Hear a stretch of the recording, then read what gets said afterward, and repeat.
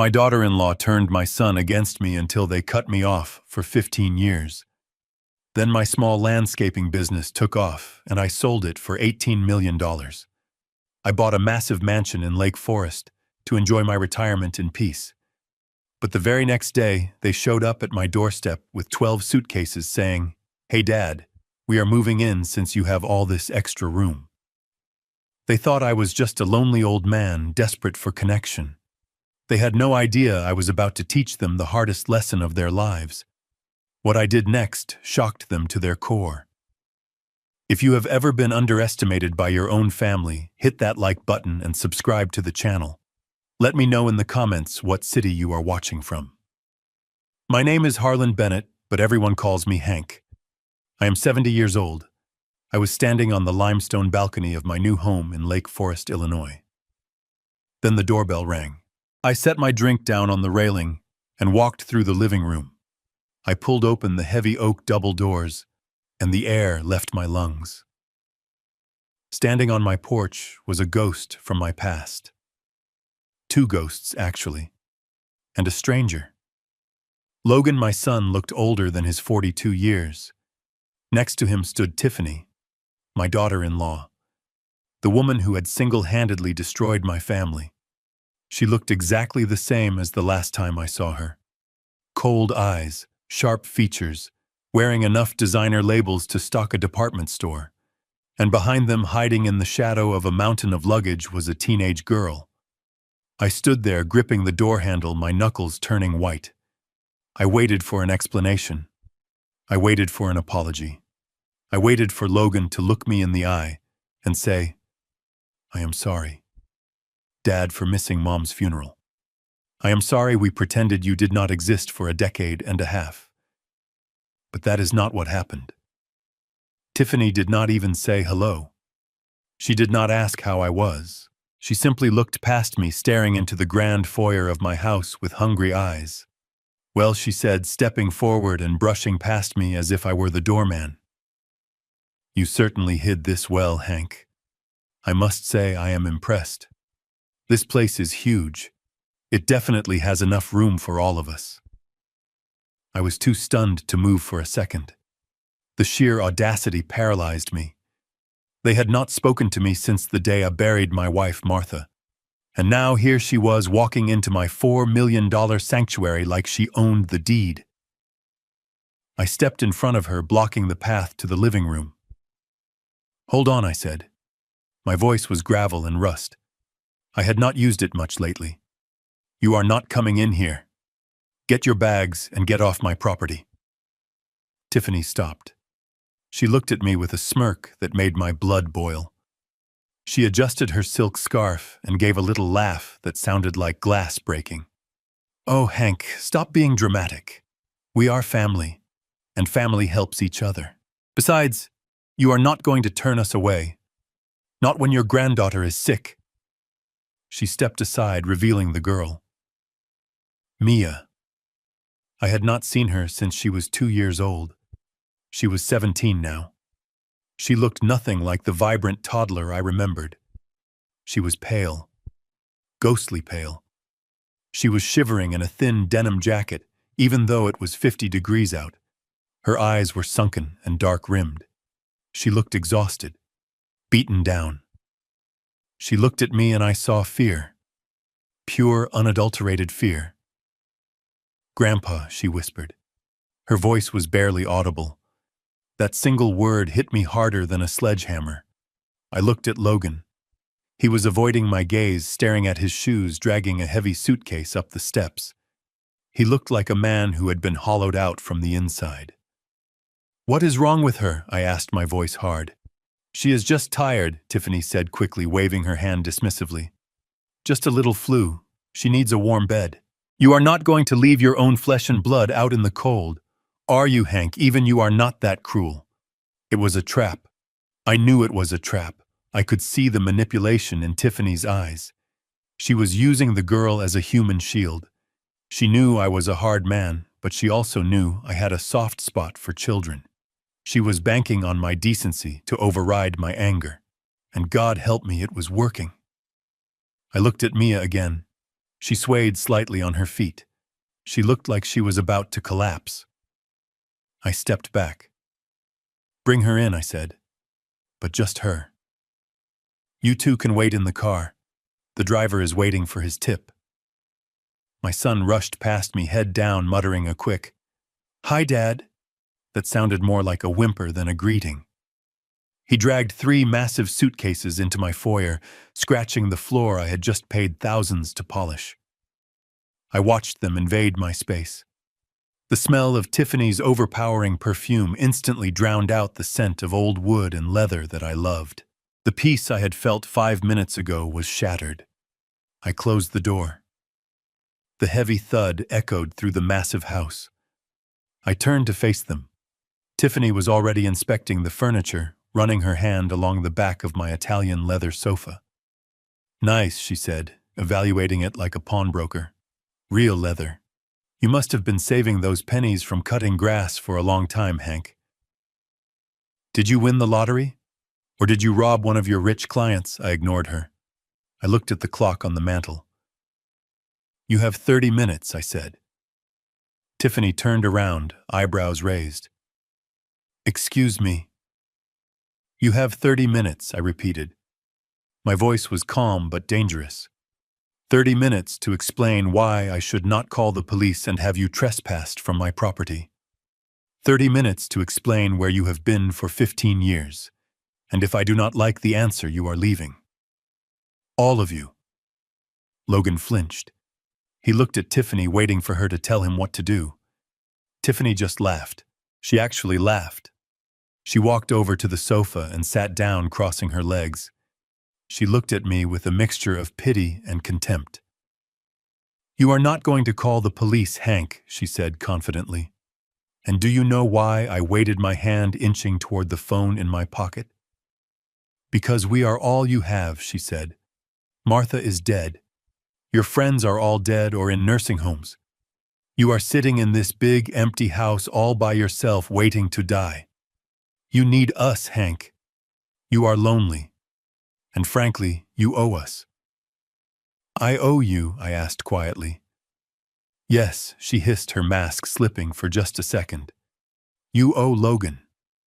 He had a terrible childhood growing up with a father who smelled like fertilizer. You owe him a comfortable life. And now that you finally have some money, it is time to pay up. So be a good father. Go tell the maid or whoever keeps this place clean to prepare 3 bedrooms. We are tired. We are hungry. And we are staying." I looked at her sitting on my couch like a queen. I looked at my son who was trembling by the door. I looked at my granddaughter who was slumped against a suitcase looking like she wanted to disappear. I realized then that they did not come here to visit. They did not come to apologize. They came to feed.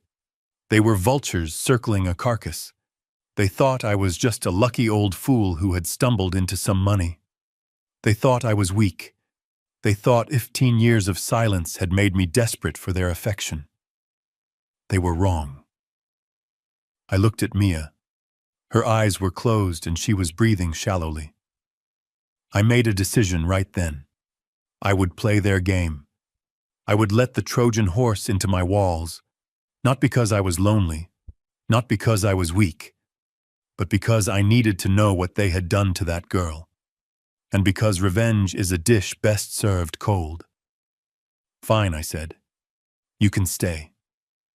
Tiffany smiled a triumphant, predatory smile. "I knew you would see reason, Dad." But I continued, raising a finger. "Only for tonight. Mia looks sick, and I am not a monster. But this is my house, my rules. And the first rule is simple." I walked over to the wall where I kept the key to the master suite. I took it off the hook and put it in my pocket. "Do not think for 1 second that you can manipulate me, Tiffany. I am not the same man you spit on at the cemetery." I turned to Logan. "Get your daughter some water. She looks like she is going to pass out. And take your shoes off. You are tracking mud on my floor." As Logan scrambled to obey, I saw Tiffany's eyes narrow. She was recalculating. She had expected me to be grateful. She had expected me to be soft. She realized then that this might be harder than she thought, but she had no idea. She had absolutely no idea what I was capable of. I watched them settle in. I watched Tiffany order my housekeeper around as if she paid her salary. I watched Logan shrink into the corners of the room. That night, I lay in my bed listening to the sounds of strangers in my house. I could hear Tiffany whispering in the hallway. "The old man is senile," she hissed to Logan. "Did you see his hands shaking? He is weak. Give me a week, Logan. Just 1 week. I will get him to sign power of attorney. We will have this house and whatever is in his bank account before the month is over." I stared at the ceiling in the dark. My hands were not shaking. They were steady, steady as a rock. They wanted a week. I would give them a week, but it would be the longest week of their lives. I closed my eyes, and for the first time in 15 years, I smiled. Not a happy smile, a cold, hard smile. "Welcome home, son," I whispered to the darkness. "Welcome home." The silence in the living room was heavy enough to crush a man. My son sat on the edge of the leather armchair, his hands clasped between his knees, looking everywhere except at my face. He looked smaller than I remembered, weaker. The expensive suit he wore was wrinkled, and there was a desperate sweat beading on his forehead that had nothing to do with the temperature of the room. Tiffany was pacing. She moved like a cat in a birdcage, her eyes darting from the crystal chandelier to the oil paintings on the walls, calculating the price of every single item she saw.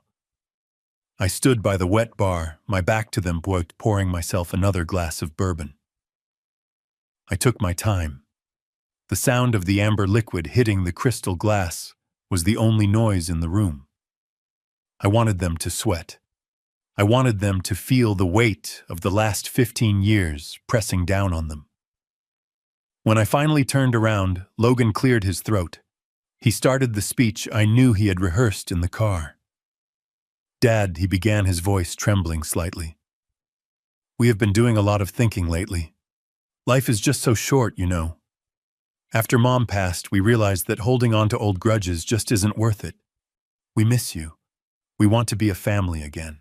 We want to be here for you in your golden years, to take care of you." I took a slow sip of my drink, letting the burn settle in my chest before I answered. I looked at him. I looked at the boy I had raised, the boy I had taught to ride a bike, the boy I had put through college by working 14-hour days in the sun. And all I saw was a stranger wearing a mask. "Take care of me," I repeated, my voice flat. "Is that what you call it?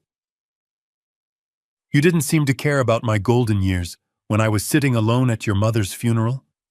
You didn't care when I spent Christmas staring at a wall?" Logan flinched, but Tiffany stepped in smooth as silk. "Oh, Hank, don't be like that. We were all hurting. We just needed time. But look at us now. We are here. And honestly, seeing you all alone in this big empty house, it breaks my heart. You shouldn't be alone. It is not safe for a man of your age." I watched her walk across the room. She stopped in the center of the Persian rug I had imported from Turkey. It was a masterpiece of craftsmanship woven by hand. And there she stood, grinding the mud from her designer heels right into the delicate fibers. She didn't even notice. Or maybe she just didn't care. To her, it was just another thing to be used and ruined. I didn't say a word about the rug. I just watched. They thought I was a fool. They looked at my rough hands and my weathered face, and they saw a simple gardener who got lucky. They had no idea that Bennett Landscapes, the company they used to mock, had grown into a behemoth.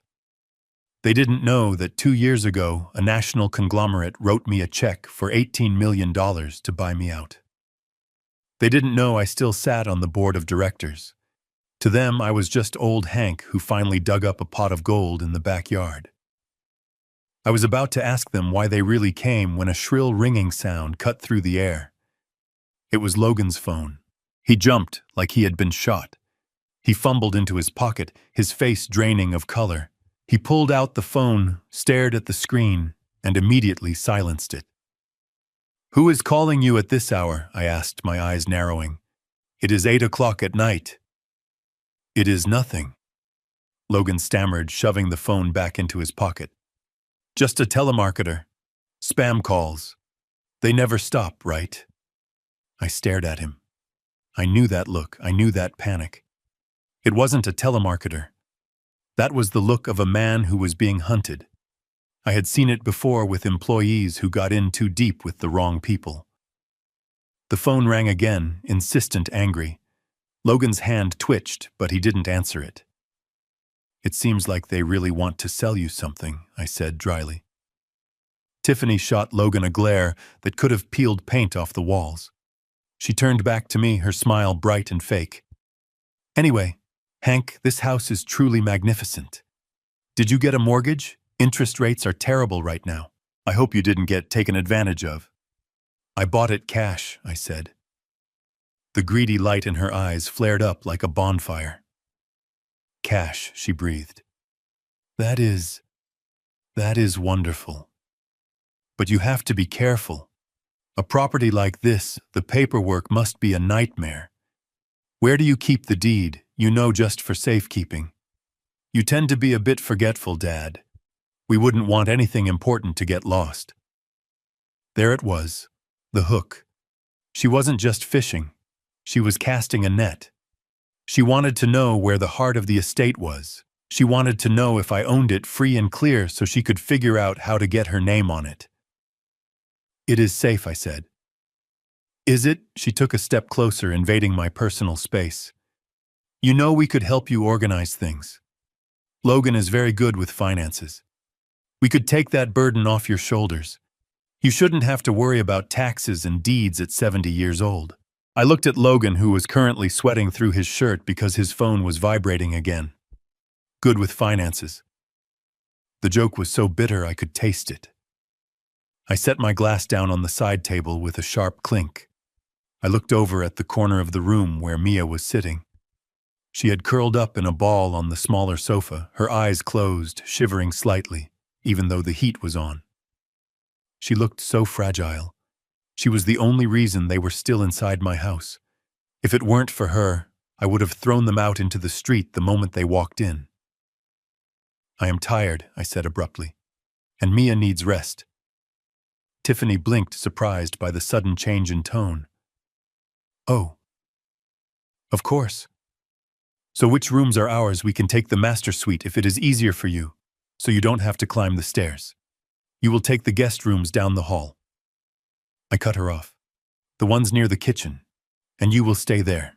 I walked past them, heading toward the hallway that led to my office and the master bedroom. I stopped at the heavy oak door of my study. This was where I kept everything. The deed. The bank statements showing the $18 million. The new will I was drafting with my lawyer. I pulled a keyring from my pocket. I selected a heavy brass key and locked the door with a loud, definitive click. Then I turned to the keypad on the wall that controlled the smart locks for the private wing of the house. Tiffany was watching me, her neck craned, trying to see the code. I stood directly in front of the pad, blocking her view with my broad shoulders. I punched in a new code, one I had just thought of. The date I sold my company. I turned back to them. "This wing is off limits," I said. "The kitchen is fully stocked. There are towels in the guest bathroom. We will talk in the morning." But Dad, Logan started standing up. "We just got here. We haven't even caught up. We have nothing to catch up on," I said coldly. "You are here because your daughter is sick. Do not mistake my hospitality for forgiveness." I looked at Tiffany one last time. She was staring at the locked office door as if she could burn through the wood with her gaze. She wasn't looking at me. She was looking at the prize. "Good night," I said. I walked into my bedroom and locked that door too. I engaged the deadbolt. Then I went to the security monitor on my nightstand. I pulled up the camera feed for the living room. I watched them. As soon as I was gone, the act dropped. Logan collapsed onto the sofa, putting his head in his hands. He pulled his phone out and stared at the screen with a look of pure terror. Tiffany didn't comfort him. She didn't check on her daughter. She walked straight to the hallway. She stood in front of my office door. I watched on the screen as she reached out and tried the handle.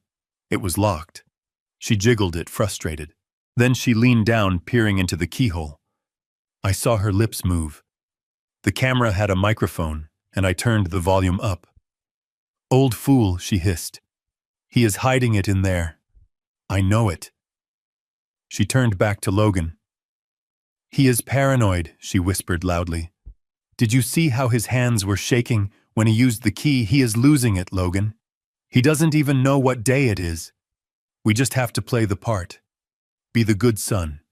In a week he will be eating out of our hands. And if he doesn't..." She didn't finish the sentence. She didn't have to. I knew exactly what she meant. I sat on the edge of my bed watching the screen. My hands were steady. My mind was clear. They thought they were the predators in this house. They thought I was the prey. They were about to find out that they had walked into a lion's den, and the lion was hungry. The sun was barely up when I walked down the grand staircase of my own home, but the smell of burnt butter and the shrill sound of snapping fingers told me I was no longer the master of this domain. I usually enjoyed a quiet morning, a black coffee, a slice of toast, and the newspaper on the patio. That was my ritual. But as I approached the kitchen, I heard a voice that made my stomach turn. It was Tiffany. She was standing in the center of my kitchen wearing a silk robe that I suspect she had packed specifically for this moment, looking like she was directing a Broadway play. Mrs. Higgins, my housekeeper, looked close to tears. Mrs. Higgins had been with me since I bought the place. She was a gentle soul, a woman who took pride in her work and knew exactly how I liked my eggs. But right now she was running back and forth between the stove and the island, flustered and shaking. "We are starving." I looked at the table. It was piled high with food. Fruit platters, pastries, 3 different kinds of juice. It was enough to feed a football team, yet there were only 3 of them. Logan was already seated, shoveling food into his mouth, as if he hadn't eaten in a week. He didn't even look up to greet me. Mia was sitting at the far end of the table, picking at a piece of dry toast, looking like she wanted to be anywhere else in the world. I walked over to Mrs. Higgins and gently placed a hand on her shoulder. "It is fine, Mrs. Higgins," I said softly. "Why don't you take a break? Go tend to the laundry upstairs. I will handle this." "But sir," she whispered, terrified. "Go," I insisted. She scurried out of the room, casting one last fearful glance at Tiffany. I poured myself a cup of coffee from the pot on the counter. It was lukewarm. I didn't care. I leaned against the marble island and watched my daughter-in-law. "You treat people with respect in this house, Tiffany," I said, my voice low. "Mrs. Higgins is an employee, not a servant." Tiffany scoffed, grabbing a piece of melon. "Please, Hank, you are too soft. That is why you were a gardener your whole life. You don't know how to demand quality. If you are going to live in a house like this, you need to learn how to manage the staff. Otherwise, they will walk all over you." She sat down next to Logan and started buttering a croissant. She looked around the kitchen, her eyes landing on the large bay window that overlooked the back garden. It was my favorite view. The landscaping was impeccable, a testament to 40 years of my own hard work and design. There was a majestic oak tree right in the center, framing the view of the lake. "You know," she said, chewing thoughtfully. I stared at her. She wasn't asking. She was ordering. In her mind, nothing had changed. To her, I was still just Hank the laborer, the man who fixed things, the man who got his hands dirty so she didn't have to. The fact that I owned the roof over her head didn't matter. She assumed my wealth was an accident, but my station in life was permanent. She thought I was there to serve her. Logan finally looked up, sauce dripping from his chin. "Yeah, Dad," he mumbled. "It is pretty loud when the wind blows. Maybe you could take a look at it." "You have your tools here, right?" The disrespect was breathtaking. It was so absolute, so casual that I almost laughed. They were sitting in my house eating my food and telling me to go do yard work like a hired hand. I set my coffee cup down. Sure, I said. I will go take a look. Tiffany didn't even say thank you. She just turned back to her eggs, complaining that they were getting cold. I walked out the back door into the crisp morning air. The wind was biting, but it felt clean compared to the stifling atmosphere of the kitchen. I walked past the oak tree. I didn't touch a single branch. Instead, I walked to the edge of the property near the tool shed where I knew they couldn't hear me. I pulled my phone out of my pocket and dialed a number I knew by heart. Joe answered on the second ring. Joe was my former foreman. He had been my right hand at Bennett Landscapes for 20 years. He was the only man I trusted completely. Hank Joe's voice was rough and familiar. Everything okay?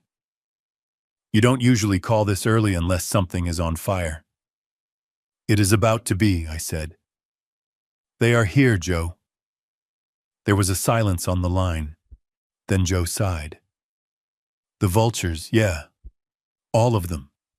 And it is worse than I thought. They think I am senile, Joe. They think I am a pushover. They are already measuring the drapes.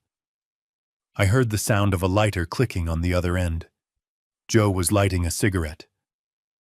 What do you want to do, boss? You want me to come over there and scare them off? I can bring the boys. No, I said. That is too easy. I want to teach them a lesson.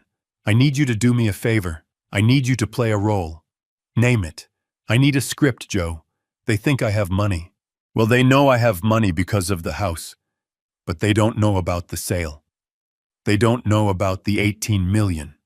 I want them to think this is all a house of cards. I want them to think I am over-leveraged. I want them to think I am broke. I heard Joe chuckle. A low, dark sound. You want to play the poor old man card? Exactly. I am going to call you back in 5 minutes. When I do, I am going to be shouting. I am going to be panicking. You just need to be the guy on the other end telling me the bad news. Tell me the bank is calling. Tell me the investments crashed. Tell me the IRS is knocking. Just make it sound bad. Got it, Joe said. I will be the Grim Reaper. Give them hell, Hank. I hung up. I stood there for a moment looking at my beautiful house. I had bought this place to be a sanctuary. Now it was a stage. I took a deep breath, mussed up my hair a little to look frazzled, and dialed Joe's number again. I waited until the counter hit 3 seconds. Then I started screaming. What do you mean, frozen? I yelled at the empty air, walking quickly back toward the patio doors. I burst into the kitchen, the phone pressed to my ear, my face a mask of pure panic.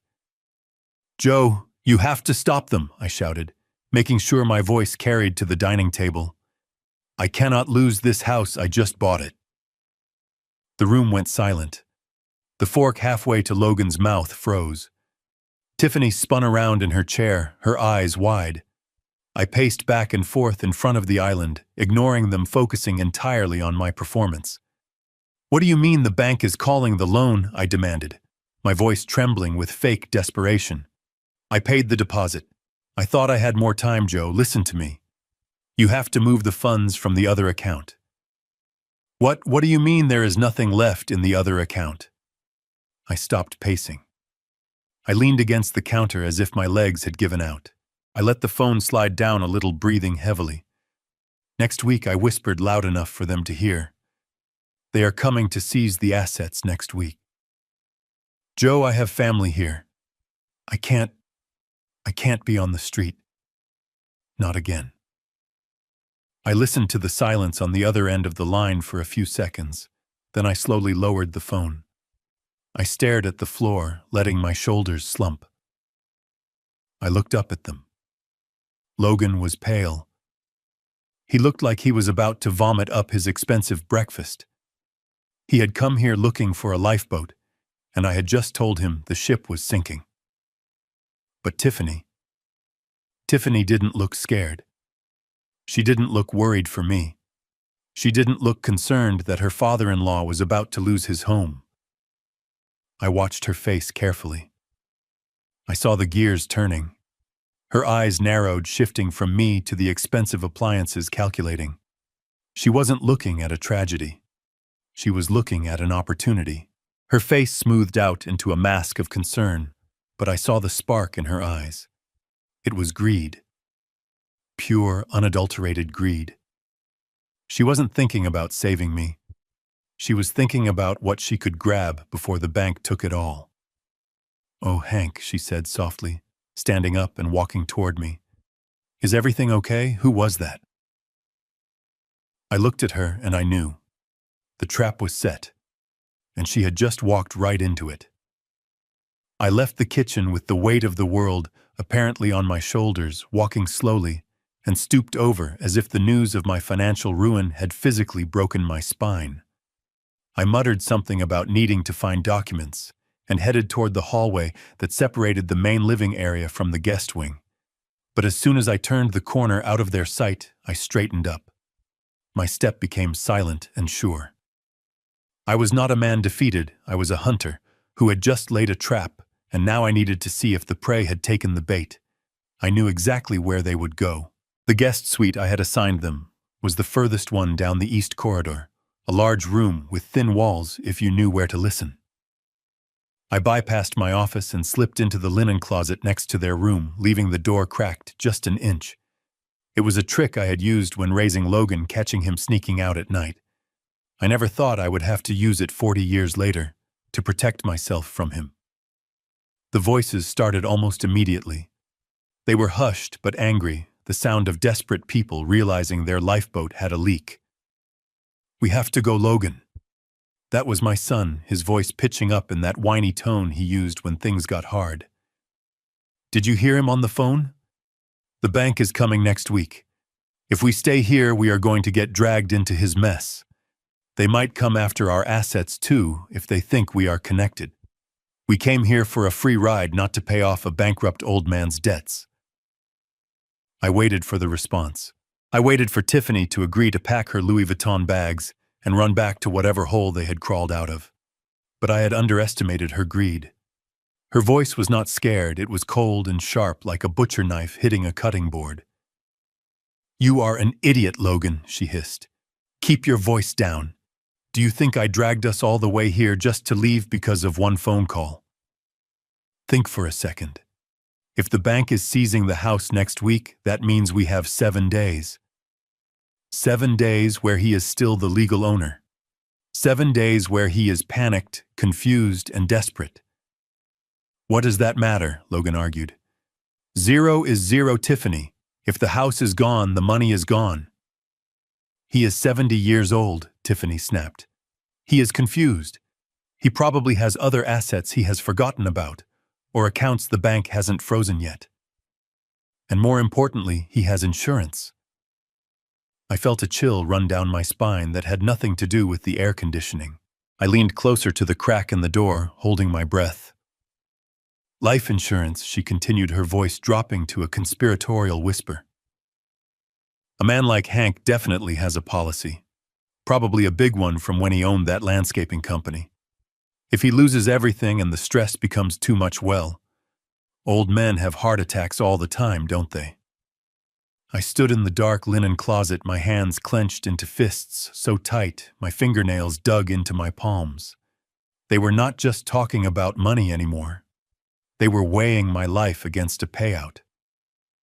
"But even if he doesn't die," Logan said, and I could hear the hesitation in his voice, though not nearly enough of it. "What good is he to us, broke?"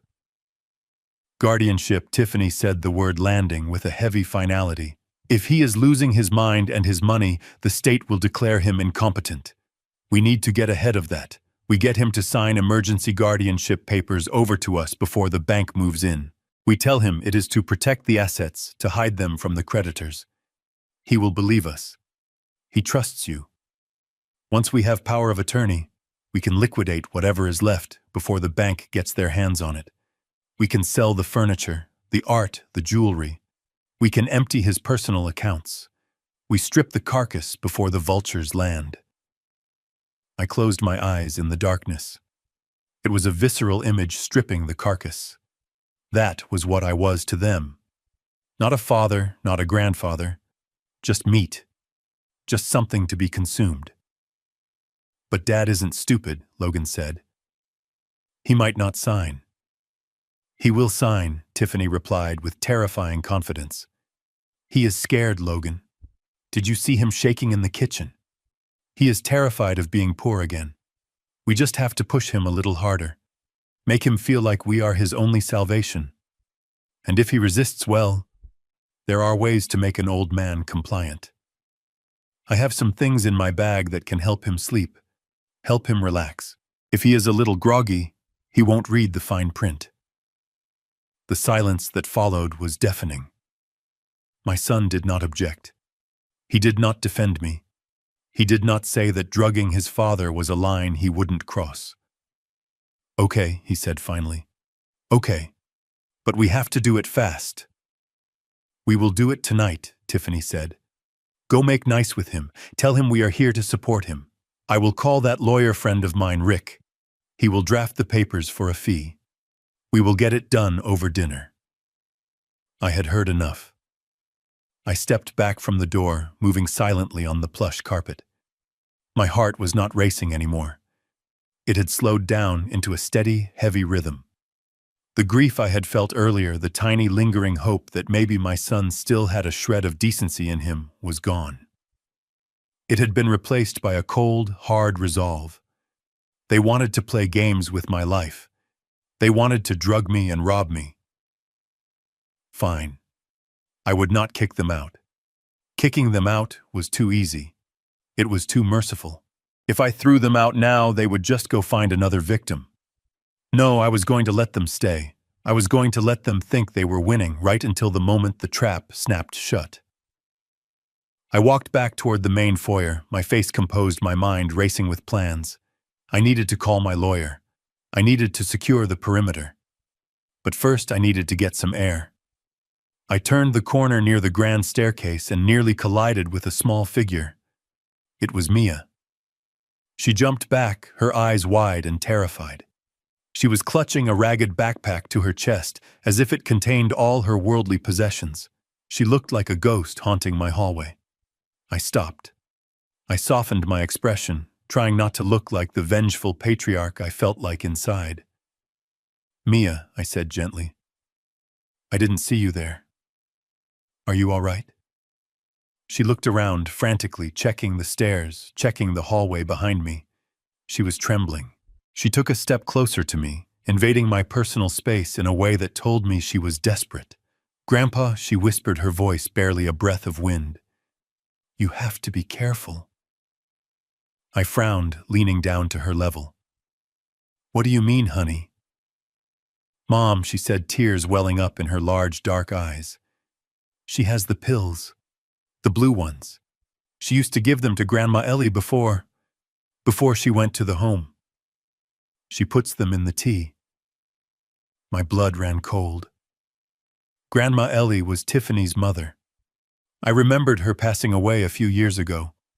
Everyone said it was natural causes, a peaceful slip into dementia, and then death. Now, looking at the terror in my granddaughter's eyes, I wondered just how natural it had been. She talks to Dad about it.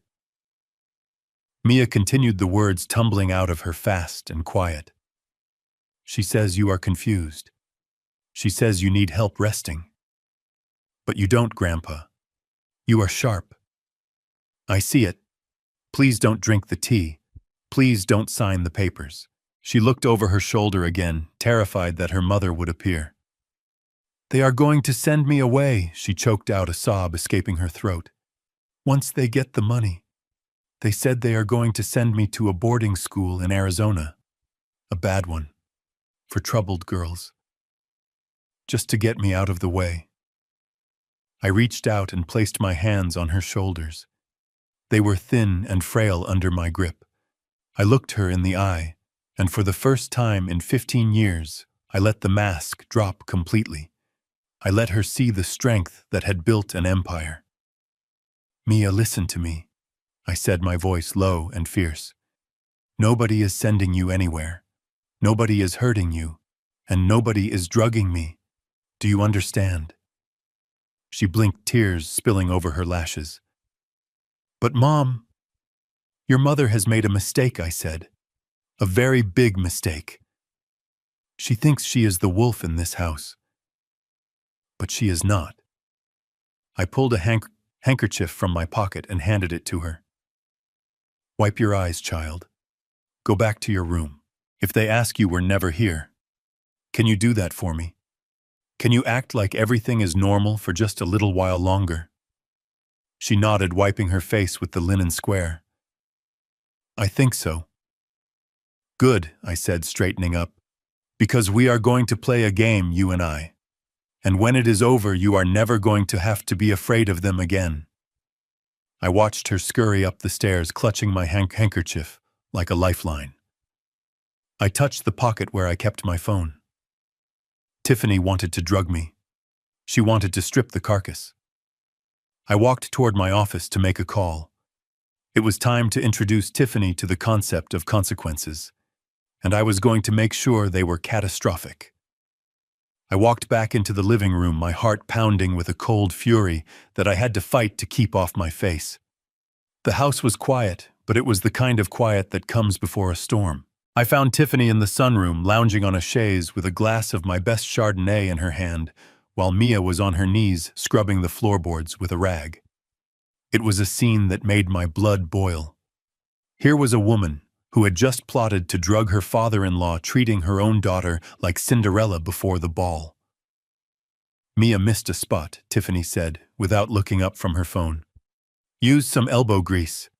God knows you are going to need the practice if we cannot fix this mess. I cleared my throat loudly. Tiffany jumped, spilling a drop of wine on her silk blouse. She glared at me but quickly composed her face into that mask of fake concern. Oh, Hank, she said. You startled me. Shouldn't you be resting? You looked so pale earlier. I am feeling a bit lightheaded, I lied, leaning heavily on the doorframe. My chest feels tight. I think I need to go to the pharmacy to pick up my prescription. The stress, you know. Tiffany's eyes lit up. The mention of my failing health was music to her ears. Well, you certainly shouldn't drive, she said, taking a sip of wine. Logan can go. No, I said, shaking my head. Logan doesn't know what to get. It is a compound medication, very specific. I have to sign for it. But I don't trust myself behind the wheel right now. My hands are shaking. I held up a hand and let it tremble just enough to be convincing. Tiffany sighed, clearly annoyed that her relaxation was being interrupted. Well, I am not going. I have a headache. I looked at Mia, who was still on the floor, her head down, trying to make herself invisible. Mia can drive me, I said. She has her license, doesn't she? Tiffany scoffed. Barely. She is a terrible driver. But fine. Take her. Just be quick about it. And Mia, do not bore your grandfather with your teenage drama. He has enough to worry about with the bank coming. Mia stood up, wiping her red, raw hands on her jeans. She looked at her mother with a mixture of fear and resentment, but she grabbed the keys I held out without a word. We walked out to the garage. I ignored the shiny luxury sedan Tiffany and Logan had arrived in and walked straight to the back corner where a dusty tarp covered a large shape.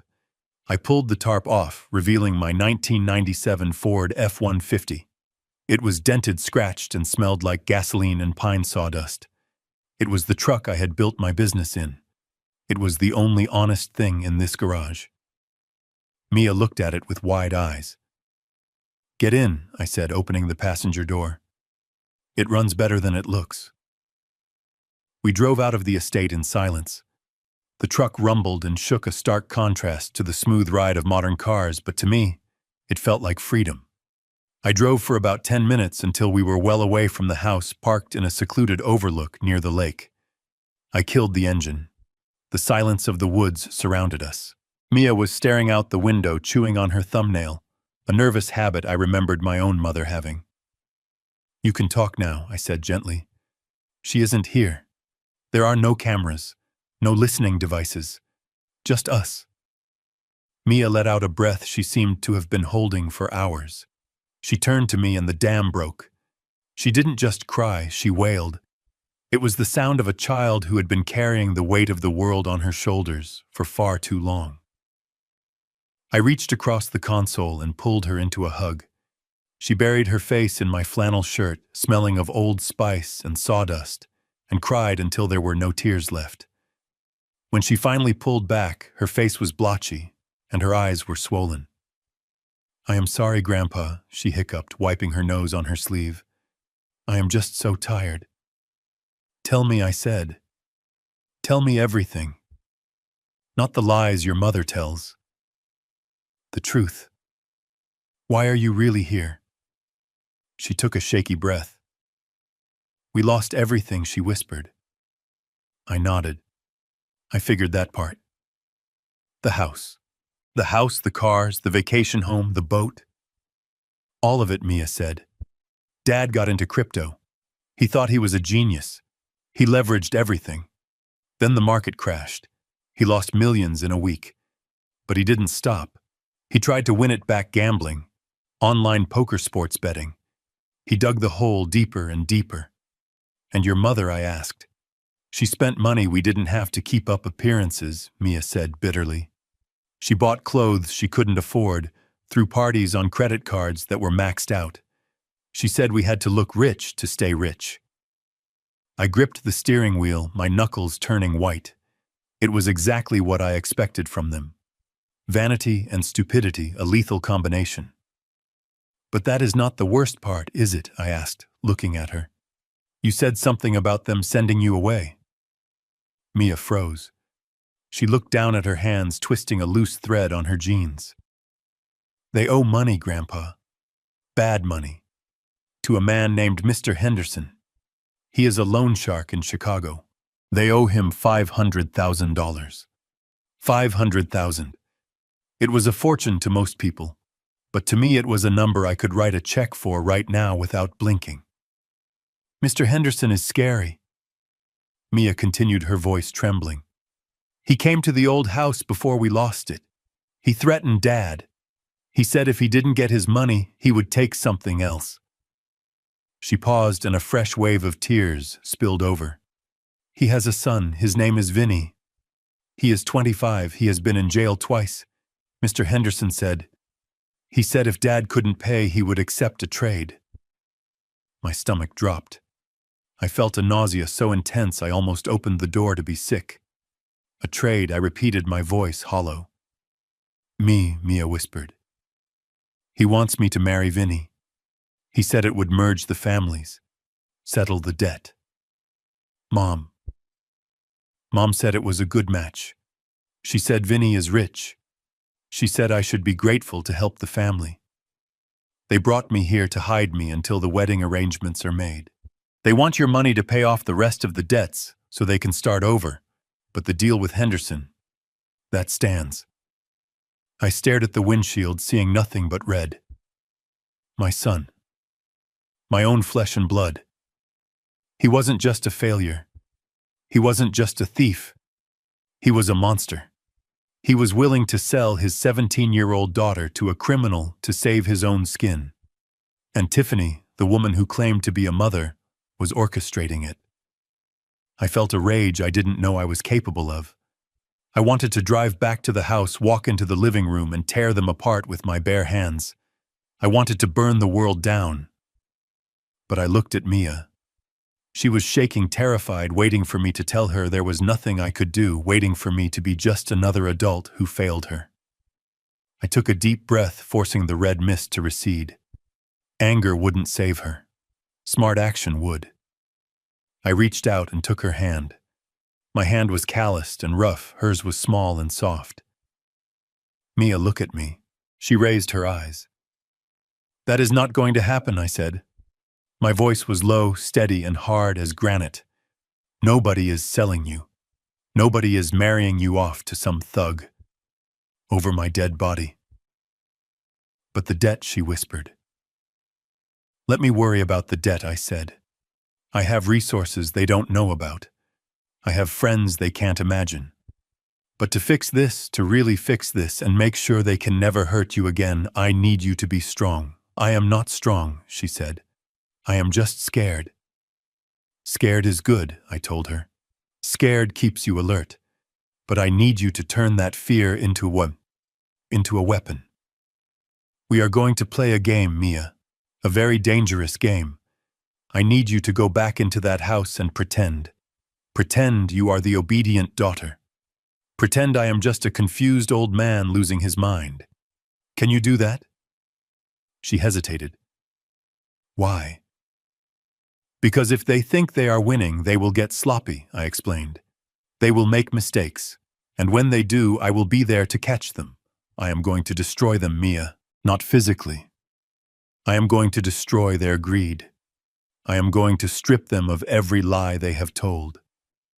But I need time. I squeezed her hand. Are you with me? Mia looked at me. For a moment I saw the little girl she used to be, the one who used to chase butterflies in my garden. But then her expression hardened. She looked at the dashboard of the truck, then back at me. I saw a spark of anger ignite in her eyes. It was the first sign of life I had seen in her since she arrived. They sold my car, she said, her voice quiet but firm. It was a Honda. I saved up for it working at the diner. They sold it to pay for the plane tickets here. She took a deep breath and nodded. I am with you, Grandpa. Let's get them. I started the engine, the truck roaring to life with a defiant growl. Good girl, I said, shifting into gear. Now let's go buy some vitamins and pretend they are heart medication. We have a performance to give. As we drove back toward the house, the sun began to set, casting long shadows across the road. I felt the weight of the task ahead of me. It wasn't just about money anymore. It wasn't just about my house. It was about saving this girl's life. And God have mercy on anyone who stood in my way, because I certainly wouldn't. I dropped Mia off at the side entrance of the estate, watching her slip back inside like a shadow, before I turned my truck toward the city. The drive to downtown Chicago usually took an hour, but I made it in 45 minutes. My mind was racing faster than the engine. I needed ammunition.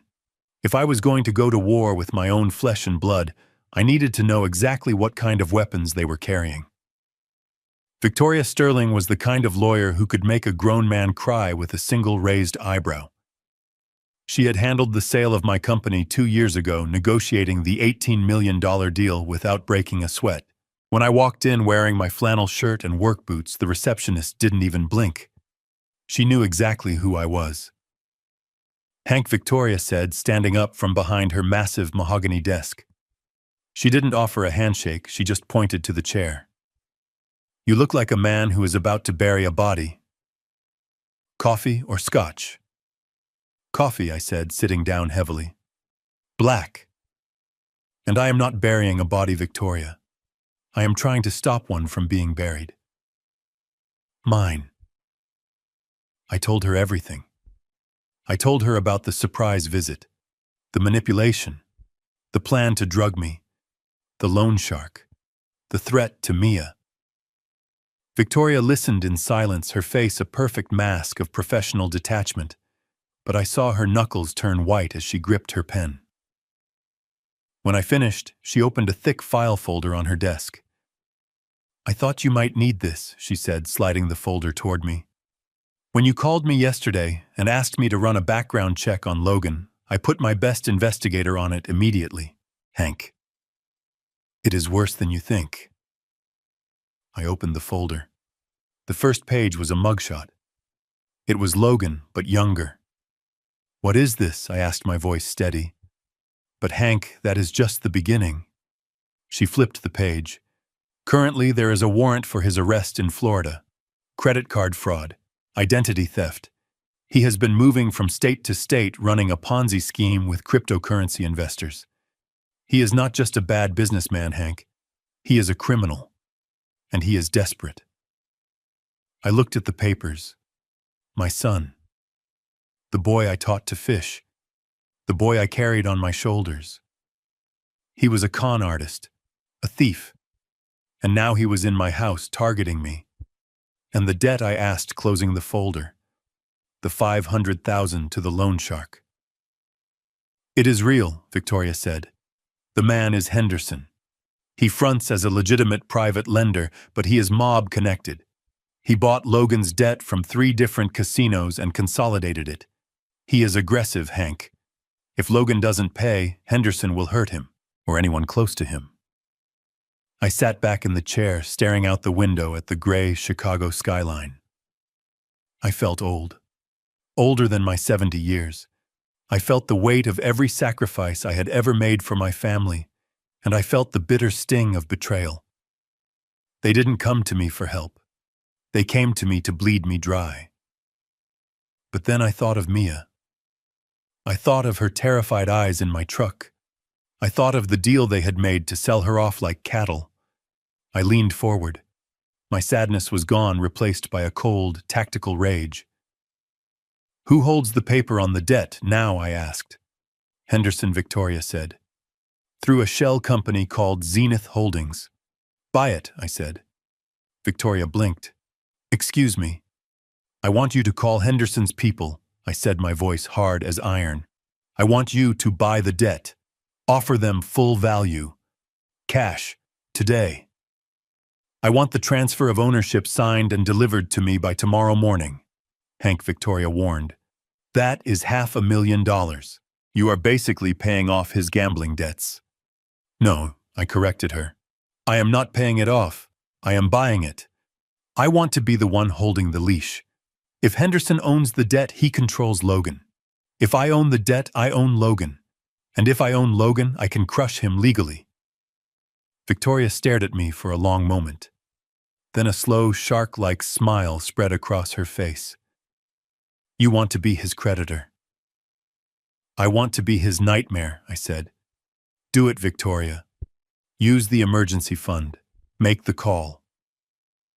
I left the office an hour later with a copy of the dossier tucked under my arm. I felt lighter. I had a weapon now, a nuclear option. They thought they were playing checkers, but I had just bought the chessboard. I drove back to Lake Forest, the sun dipping low on the horizon. When I pulled into the driveway, the house looked peaceful. The lights were on, casting a warm glow on the manicured lawn. It looked like a happy home. It was a lie. I entered through the garage, trying to be quiet. I wanted to get to my office to lock away the dossier before anyone saw me. I crept down the hallway, my boots making no sound on the runner. The door to my office was ajar. I froze. I had locked it. I was sure I had locked it. I stepped closer, peering through the crack. Tiffany was inside. She was standing by my desk, rummaging through the drawers. She had managed to pick the lock, or maybe she had found a spare key I had forgotten about. She was moving frantically, tossing papers aside, looking for something specific. I watched her for a moment. She looked desperate, sweaty. The cool, arrogant woman from yesterday was gone, replaced by a frantic scavenger. She stopped suddenly, her hand closing around a small orange pill bottle on my desk. Her eyes lit up. She held it up to the light, reading the label.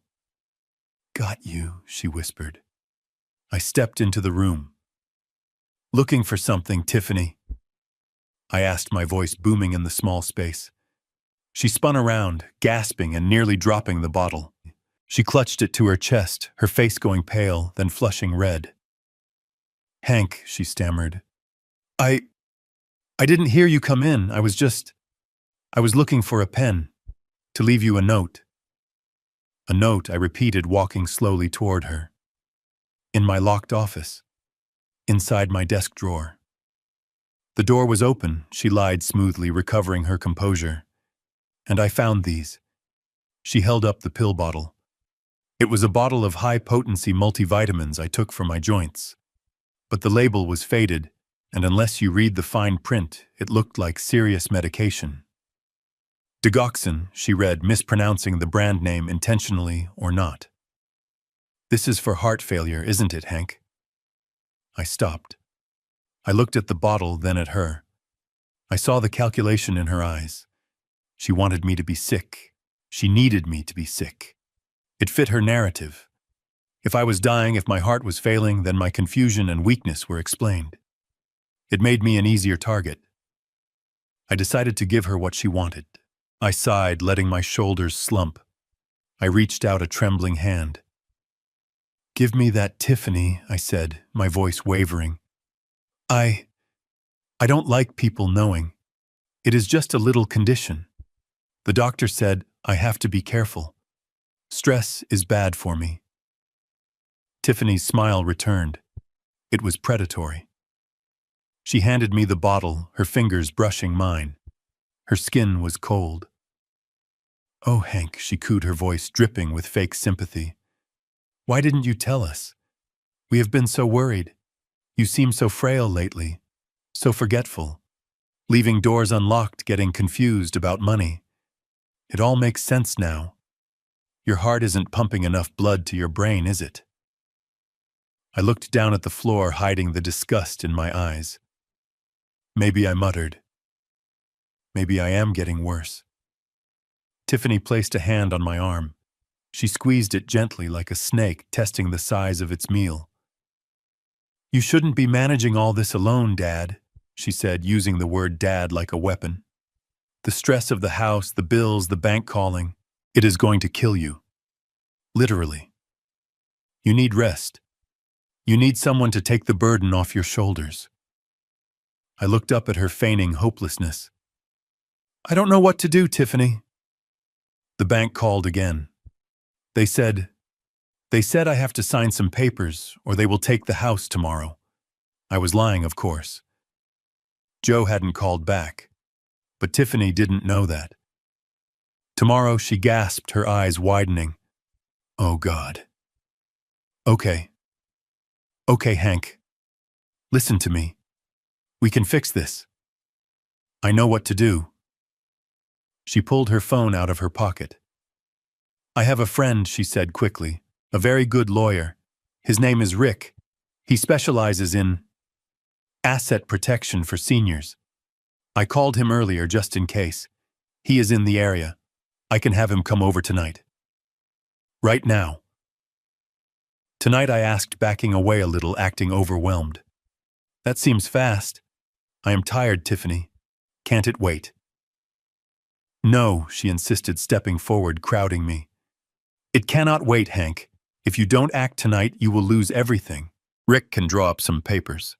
Simple papers. Just to put the assets in a trust. Or assign a guardian to handle the legal battles for you. So you can rest. Wouldn't you like to rest, Hank? Wouldn't you like to sleep without worrying?" I looked at the vitamin bottle in my hand. I looked at her hungry eyes. She had the lawyer on speed dial. This Rick was probably part of the scam. He was coming to help them steal my life. I let out a long, shaky breath. I suppose so," I said quietly. "If you think it will help."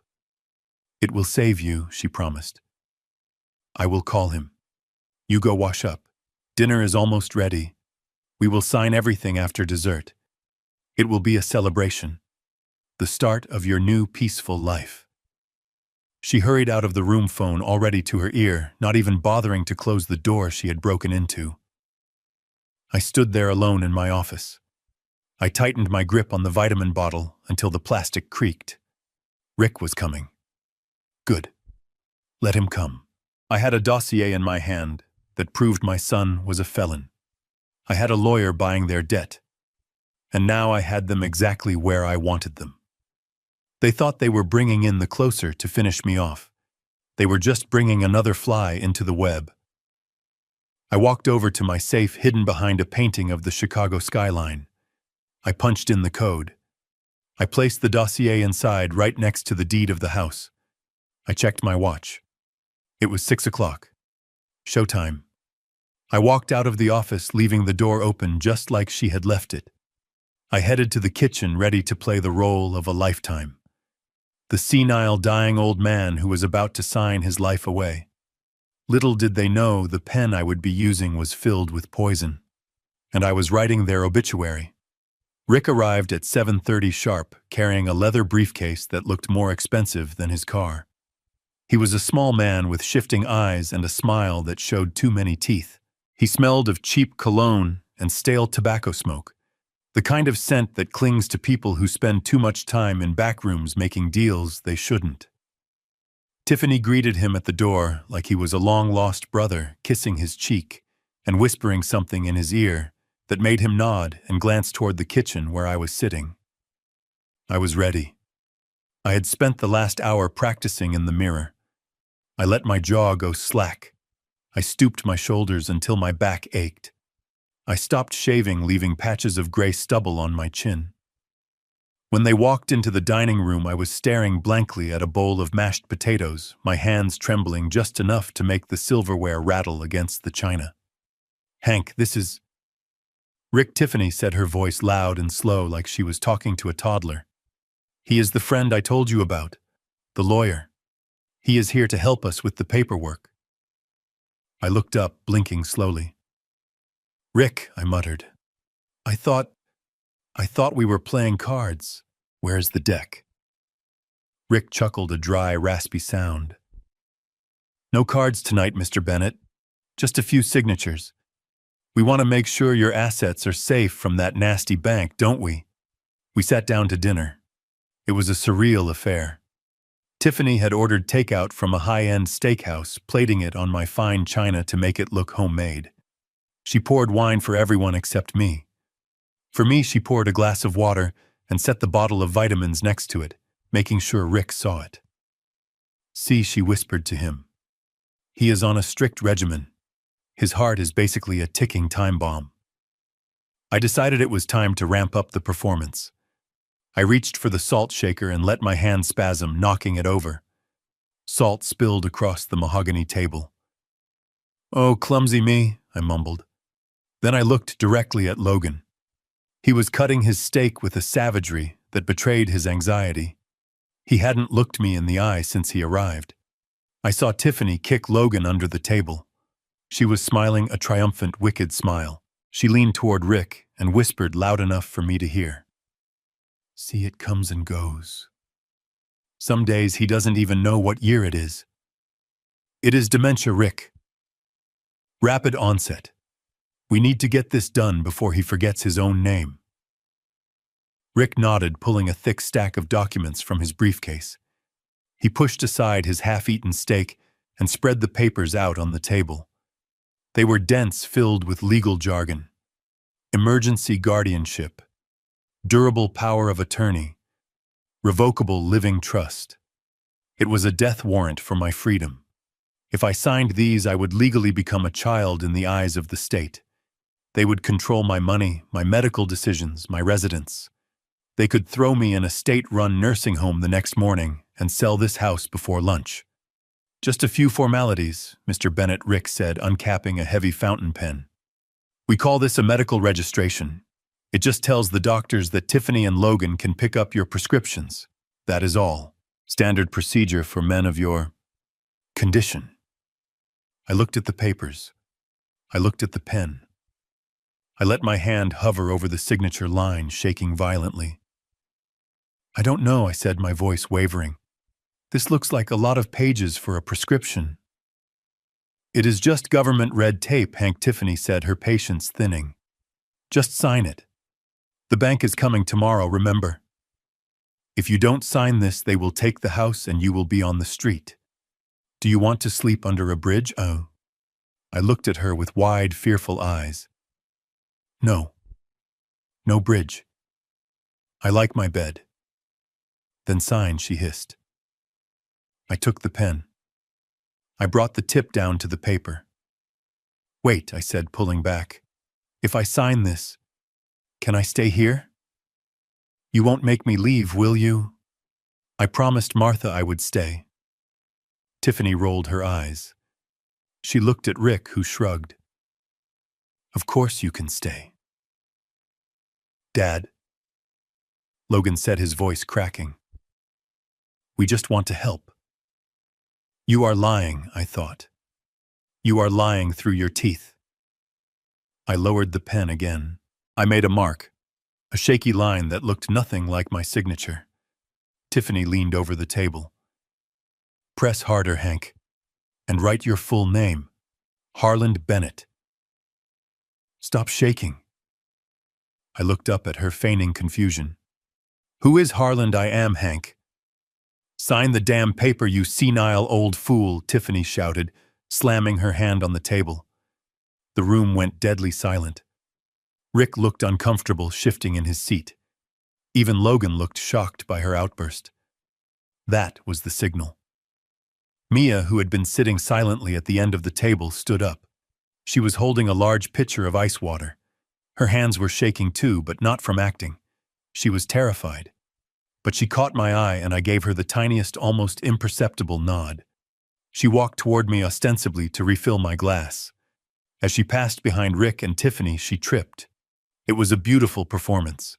She flailed her arms and the pitcher flew from her hands. Ice water, gallons of it, cascaded onto the table. It soaked the tablecloth. It soaked the steak. And most importantly, it soaked the stack of legal documents, turning the ink into a running, blurry mess. Oh no, Mia cried, putting her hands to her mouth. I am so sorry, I tripped on the rug, Tiffany shrieked. She jumped up, brushing water off her silk dress. She looked at the ruined papers, sodden and tearing under the weight of the water. Her face turned a color I had never seen before, a deep, violent purple. You stupid little brat, she screamed. She didn't think. She didn't hesitate. She swung her hand back and slapped Mia across the face. The sound was like a gunshot in the quiet room. Mia stumbled back, clutching her cheek, tears instantly springing to her eyes. I froze. The acting stopped. The shaking in my hands stopped. The fog in my eyes cleared instantly. For 1 second, just one heartbeat, I was not the senile old man. I was Harland Bennett, the man who had built walls with his bare hands, the man who had fired men twice his size for disrespect. I stared at Tiffany with a cold, murderous rage. I wanted to leap across the table and throttle her. I wanted to end this charade right now and throw them all through the window. Tiffany saw it. She saw the change. She took a step back, her eyes widening in sudden fear. She saw the lion behind the mask. But I caught myself. It was too soon. If I broke character now, I would lose the war just to win a battle. I needed the final blow. I needed witnesses. I forced my body to slump back down. I forced my hands to start shaking again. I looked at the wet papers and started to whimper. My water, I cried. You spilled my water. Tiffany blinked, confused by the sudden shift. She looked from me to Mia, who was now sobbing quietly in the corner. Look what she did, Rick said, trying to salvage the situation, though he looked wary. The papers are ruined. I will have to draft new ones. I don't have a printer here. Tiffany turned on Mia, pointing a finger at the door. Get out. Get to your room before I really give you something to cry about. Mia ran. She caught my eye one last time before she fled, and I saw the apology there. I wanted to tell her she was a soldier. I wanted to tell her she had just saved us. Tiffany turned back to me, breathing heavily. It is fine. It is fine. Rick, go back to your office. Print them again. Bring them back in an hour. We will do this tonight. No, I said. Tiffany spun around. What did you say? No? I repeated louder this time. I am tired. The yelling, it hurts my head. And the water is everywhere. I can't sign wet papers. I stood up, leaning heavily on the table. We will do it tomorrow, I said. Tomorrow is too late, Tiffany argued, stepping into my path. No, it isn't. The bank comes on Monday. Tomorrow is Saturday. I want to have a party. A party? She asked, incredulous. Are you insane? A housewarming party? I said, letting a goofy smile spread across my face. I never had one. If I am going to lose the house, or sign it to you, I want one last night. I want to invite my friends. You don't have any friends, Tiffany spat. I have Joe, I said. And the boys from the shop. Invite them, tomorrow night. We will have a big dinner and then I will sign. In front of everyone. A ceremony. Yes, that would be nice. A passing of the torch. I saw the gears turning in her head. She hated the idea. She wanted it done now. But she also saw an opportunity. A public signing. Witnesses. If I signed the papers in front of a crowd, nobody could claim later that she had coerced me in a dark room. It would legitimize her theft. She looked at Rick. He shrugged. It might actually be better, he said. It makes it harder to contest later if there are witnesses. Tiffany sighed. She looked at me with pure venom. Fine, she said. One party. Tomorrow night. But you invite your trashy friends, and I will invite some real people. People who matter. We will show them that the Bennett family is back on top. But Sunday morning, Hank, you sign everything. Or so help me God, I will put you in a home so fast your head will spin. I smiled a vacant, watery smile. Okay, Tiffany. Sunday morning. I shuffled toward the hallway, leaving them in the wet ruin of the dining room. But inside I was calculating. She was going to invite people who matter. Perfect. I wanted an audience. I wanted every single person she tried to impress to see exactly what she was. She had slapped my granddaughter. That was the last mistake she would ever make in this house. I walked to my room, locked the door, and pulled out my phone. I dialed Joe. It is on, I said, my voice steady and cold. Tomorrow night, tell the boys to come. And tell them to bring their work clothes. We have a show to put on. I poured my coffee black and retreated to the corner watching her. My phone buzzed in my pocket. It was a fraud alert from my bank. A charge for $12,000 at a high-end catering company. Another for $5,000 at a liquor distributor. And another for $3,000 at a florist. She had stolen my credit card. I must have left my wallet on the counter the night before during the water pitcher incident, and she had swiped the numbers. A younger man might have been furious. He might have stormed over there and demanded an explanation. But I just cleared the notification and put the phone back in my pocket. Let her spend it. Every dollar she stole was another nail in her coffin. It was grand larceny now. She wasn't just a bad daughter-in-law, she was a felon in the making. I listened to her on the phone inviting people. Her voice dropped an octave, becoming smooth and cultured, a complete fabrication of the woman she actually was. Yes, darling, she purred into the receiver. It is a passing of the torch ceremony, really. Hank is finally stepping down. He is handing the estate and the family assets over to Logan and me. It is tragic, of course, his mind is going, but we want to honor him while he still recognizes faces. You simply must come. I took a sip of coffee, hiding my smile behind the mug. She was selling tickets to her own execution. I finished my drink and slipped out the back door. I had my own calls to make. I walked down to the edge of the lake where the water lapped gently against the stones. I dialed Joe again. It is tonight, Joe, I said. You sure about this? Boss? Joe asked. His voice sounded worried. I don't like seeing you play the fool, Hank. It doesn't sit right with me. It is the only way, Joe, I told him. Listen to me carefully. I need you and the crew here at 7 o'clock sharp, but I don't want you cleaning up. What do you mean, Joe asked. I mean I want you to come straight from the shop, I said. Don't shower, don't change. I want sawdust in your hair. I want paint on your pants. I want you to smell like diesel and hard work. Wear your work boots, the muddy ones. There was a silence on the line. Hank. This is a party in Lake Forest. They are going to look at us like we are trash. Let them look, I said, my voice hardening. That is the point. I want them to see the difference between people who build things and people who steal things. Just do it, Joe. And bring the big screen. The one we use for safety presentations. Joe sighed. All right, Hank. We will be there, looking like a construction site disaster. I hung up. The stage was being set. I spent the afternoon playing the part of the confused old man. I wandered through the house, getting in the way, asking the caterers if they had seen my glasses, even though they were on my face. Tiffany treated me with a mix of condescension and irritation, pushing me into the library like an unwanted piece of furniture. Just sit there and watch TV, she hissed. And for God's sake, put on a suit later. A nice one. Don't embarrass us.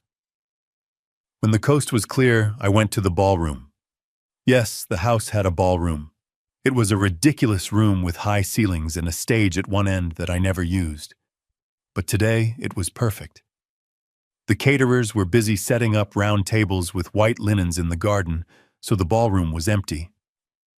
I set up the projector Joe had dropped off at the service entrance earlier. I connected it to the sound system hidden behind a velvet curtain. I tested the connection with my phone. The video file was queued up. The audio was crisp. I hid the remote control in the flower arrangement on the podium. It was a simple trap. But the best ones always are. As evening approached, the house transformed. It smelled of expensive perfume and roast duck masking the scent of the wood and stone I loved. I went to my room and put on my best suit. It was 20 years old, a charcoal gray wool that was slightly out of fashion, but it was clean and it was mine. I looked in the mirror. I didn't see a victim. I saw a judge. Night fell and the cars started arriving. I stood at the bottom of the stairs for a moment, just watching them. These were the people Tiffany wanted to impress.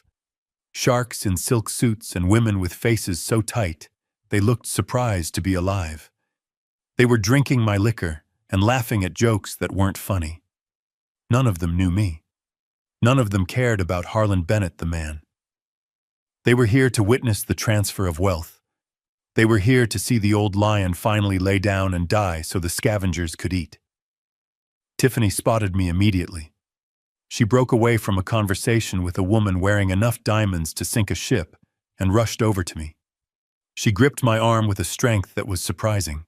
Her nails dug into my jacket sleeve. Finally, she hissed through her teeth while keeping a wide, fake smile plastered on her face. Try not to drool on anyone, Hank. Just wave and smile. And when we get to the stage, you read the cards I put in your pocket. Do not deviate from the script. I looked at her. She was vibrating with adrenaline and greed. She looked beautiful in a terrifying way, like a poisonous flower in full bloom. I will do my best. Tiffany, I said, keeping my voice shaky. I just want everyone to be happy. Good, she said, patting my cheek with a condescending tap. Then do exactly what you are told. She steered me into the room, parading me around like a prize poodle. She introduced me to people whose names I forgot the second they said them. This is my father-in-law, she would say. He is so frail now, but we are doing everything we can to make his final years comfortable. The guests would nod sympathetically, looking at me with pity before turning back to their champagne. Then the atmosphere changed.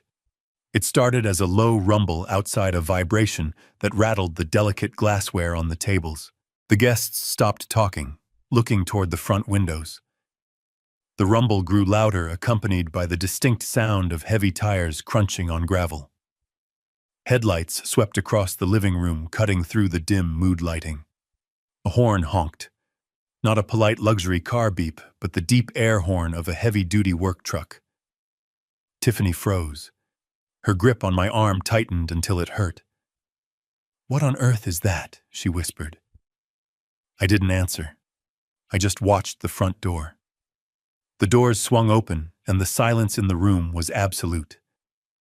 Standing in the entryway framed by the night was Joe, and he had brought the cavalry. Behind him were 6 of my best guys, men who had been with Bennett Landscapes for decades. They were not wearing tuxedos. They were wearing Carhartt jackets stained with grease. They wore work boots caked with dried mud. They had sawdust in their hair, and the smell of diesel fuel and hard work clung to them like cologne. They looked glorious. They walked into the foyer, their boots thudding heavily against the marble. They looked out of place in the sea of black ties and evening gowns like bears walking into a tea party. The guests gasped, clutching their pearls and stepping back as if the men were carrying a contagious disease. Tiffany let go of my arm and marched toward them. Her face was a mask of pure fury. She stopped 3 feet in front of Joe, looking him up and down with an expression of utter disgust. "What do you think you are doing?" she demanded, her voice shrill in the quiet room. "Who let you in here? Deliveries are around the back." Joe took off his baseball cap and held it in his hands. He looked at Tiffany calmly, not intimidated in the slightest. "We are not here for a delivery, ma'am," he said, his voice deep and steady. "We are here for the party. Hank invited us." Tiffany let out a laugh that sounded like a bark. "Invited you? Look at you. You are tracking filth onto my floor. This is a black tie event, not a monster truck rally. Get out, right now, before I call the police." Joe didn't move. He looked past her directly at me. "We are friends of the family," Joe said. "Friends," Tiffany scoffed, turning to the room so everyone could hear her indignation. "These are not friends. These are employees. They are the hired help, and clearly they don't know their place." She turned back to Joe, pointing a manicured finger at the door. "Get out," she screamed, losing her composure completely. "You are ruining the atmosphere. You smell like a gas station. Go around the back if you want a plate of leftovers, but get out of my sight." The room was dead silent. Every eye was on Tiffany. Her cruelty was on full display, naked and ugly. She wasn't the sophisticated hostess anymore. She was a mean-spirited bully yelling at working men. I saw Logan standing near the bar, looking mortified, but he didn't say a word to stop her. He just swirled his drink and looked at the floor. It was time. I stepped away from the wall. I dropped the stoop in my shoulders just a fraction. I walked toward the door, my steps a little steadier than before. "Tiffany," I said, my voice carrying through the room.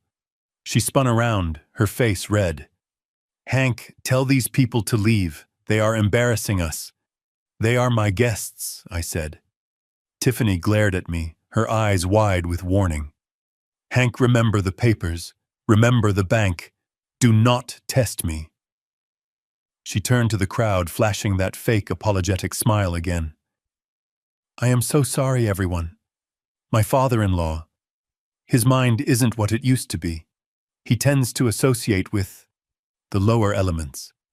He doesn't understand that there are standards for an evening like this." She looked back at Joe with a sneer. "Please forgive him," she said to the room, pointing at Joe as if he were a stain on the carpet. "He spent his life digging in the dirt. It is hard to wash that kind of stink off." The insult hung in the air. It was a slap in the face to every man who had ever earned a living with his sweat. Joe's jaw tightened, but he stayed silent, respecting the plan. I walked past Tiffany and stood next to Joe. I put my hand on his shoulder. His jacket was rough under my fingers, familiar and grounding. "Come in, Joe," I said loud and clear. "There is plenty of food. Grab a drink." Tiffany looked like she was going to explode. She opened her mouth to scream again, but she caught the look in my eye. For a second, she saw something there that scared her. She shut her mouth, her chest heaving. "Fine," she hissed, leaning in close to me so only I could hear. "Let the trash stay. But you are going to pay for this, Hank. Now get on that stage and finish this. I want those papers signed in 10 minutes. She stomped away, grabbing a glass of champagne from a passing waiter and downing it in one gulp. She signaled to the band to stop playing. "All right, everyone," she announced, clapping her hands and regaining her spotlight. "If we could all gather in the ballroom. We have a very special presentation. My father-in-law has an announcement to make about the future of the Bennett estate." The crowd murmured and began to move toward the ballroom. I nodded to Joe. He winked at me. He signaled the boys, and they filtered into the room, standing along the back wall, a silent line of flannel and denim against the velvet wallpaper. I walked toward the stage. The ballroom was dimly lit, the chandeliers turned low to focus attention on the podium. A large screen had been set up behind it, ostensibly for a slideshow of family photos. Tiffany stood at the bottom of the stairs, holding a blue leather folder. The transfer documents, the guardianship papers, the keys to my prison. She smiled at me as I approached, but her eyes were cold as ice. "Don't mess this up, old man," she whispered as I passed her. "Or I promise you, the nursing home I pick will smell worse than your friends." I climbed the stairs. My legs felt heavy, but not from age. They felt heavy with the weight of what I was about to do. I reached the podium and gripped the sides. The wood felt solid under my hands. I looked out at the sea of faces. I saw the strangers looking at me with mild curiosity. I saw Logan standing near the front looking like he wanted to disappear. I saw Mia hiding in the shadows near the back, her eyes wide and terrified. And I saw Tiffany standing right below me looking up with a mixture of triumph and impatience, holding the pen that was supposed to seal my fate. I took a deep breath. I reached into my pocket, but I didn't pull out the note cards Tiffany had written for me. I left them there. I leaned into the microphone. It squealed slightly, then settled. "Thank you all for coming tonight," I said, my voice scratching a little. "It is good to see so many expensive faces." A few people chuckled nervously, thinking it was a joke. "My daughter-in-law, Tiffany, went to great lengths to bring you all here," I continued, looking down at her. "She wanted you to witness something important. She told you this was a passing of the torch. She told you I was going to sign over my legacy to her and my son." Tiffany nodded encouragingly, gesturing for me to get on with it. "And she is right," I said. "I am going to show you something. But I think there has been a misunderstanding about what my legacy actually is. You see, Tiffany thinks legacy is about houses and bank accounts. She thinks it is about what you can take." I paused. The room went very quiet. Tiffany's smile faltered slightly. "But I built my life on something else," I said, my voice gaining strength. "I built it on truth. And tonight, I think we are overdue for some truth." I reached under the podium and found the small remote control I had hidden there earlier. My thumb hovered over the button. I looked at Tiffany one last time. She was frowning now, sensing that the script had gone off the rails. She took a step toward the stairs. "Hank," she warned in a loud whisper, "read the cards." I ignored her. "I invited you all here to see the future of the Bennett family," I said to the crowd. "But before we look forward, we have to look at the present. I want to show you exactly who is inheriting my empire." I pressed the button.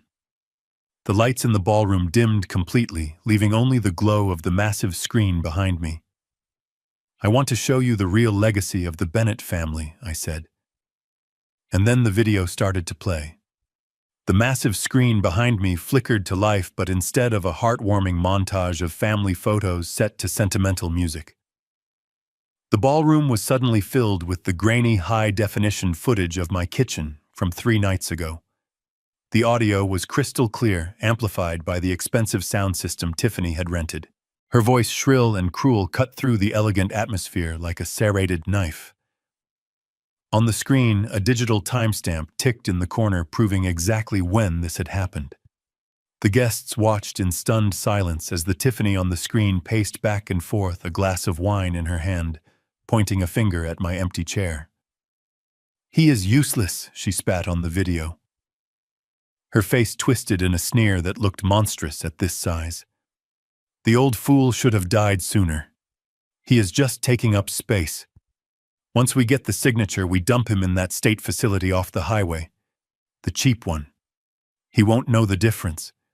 He will probably be dead in 6 months anyway without his meds."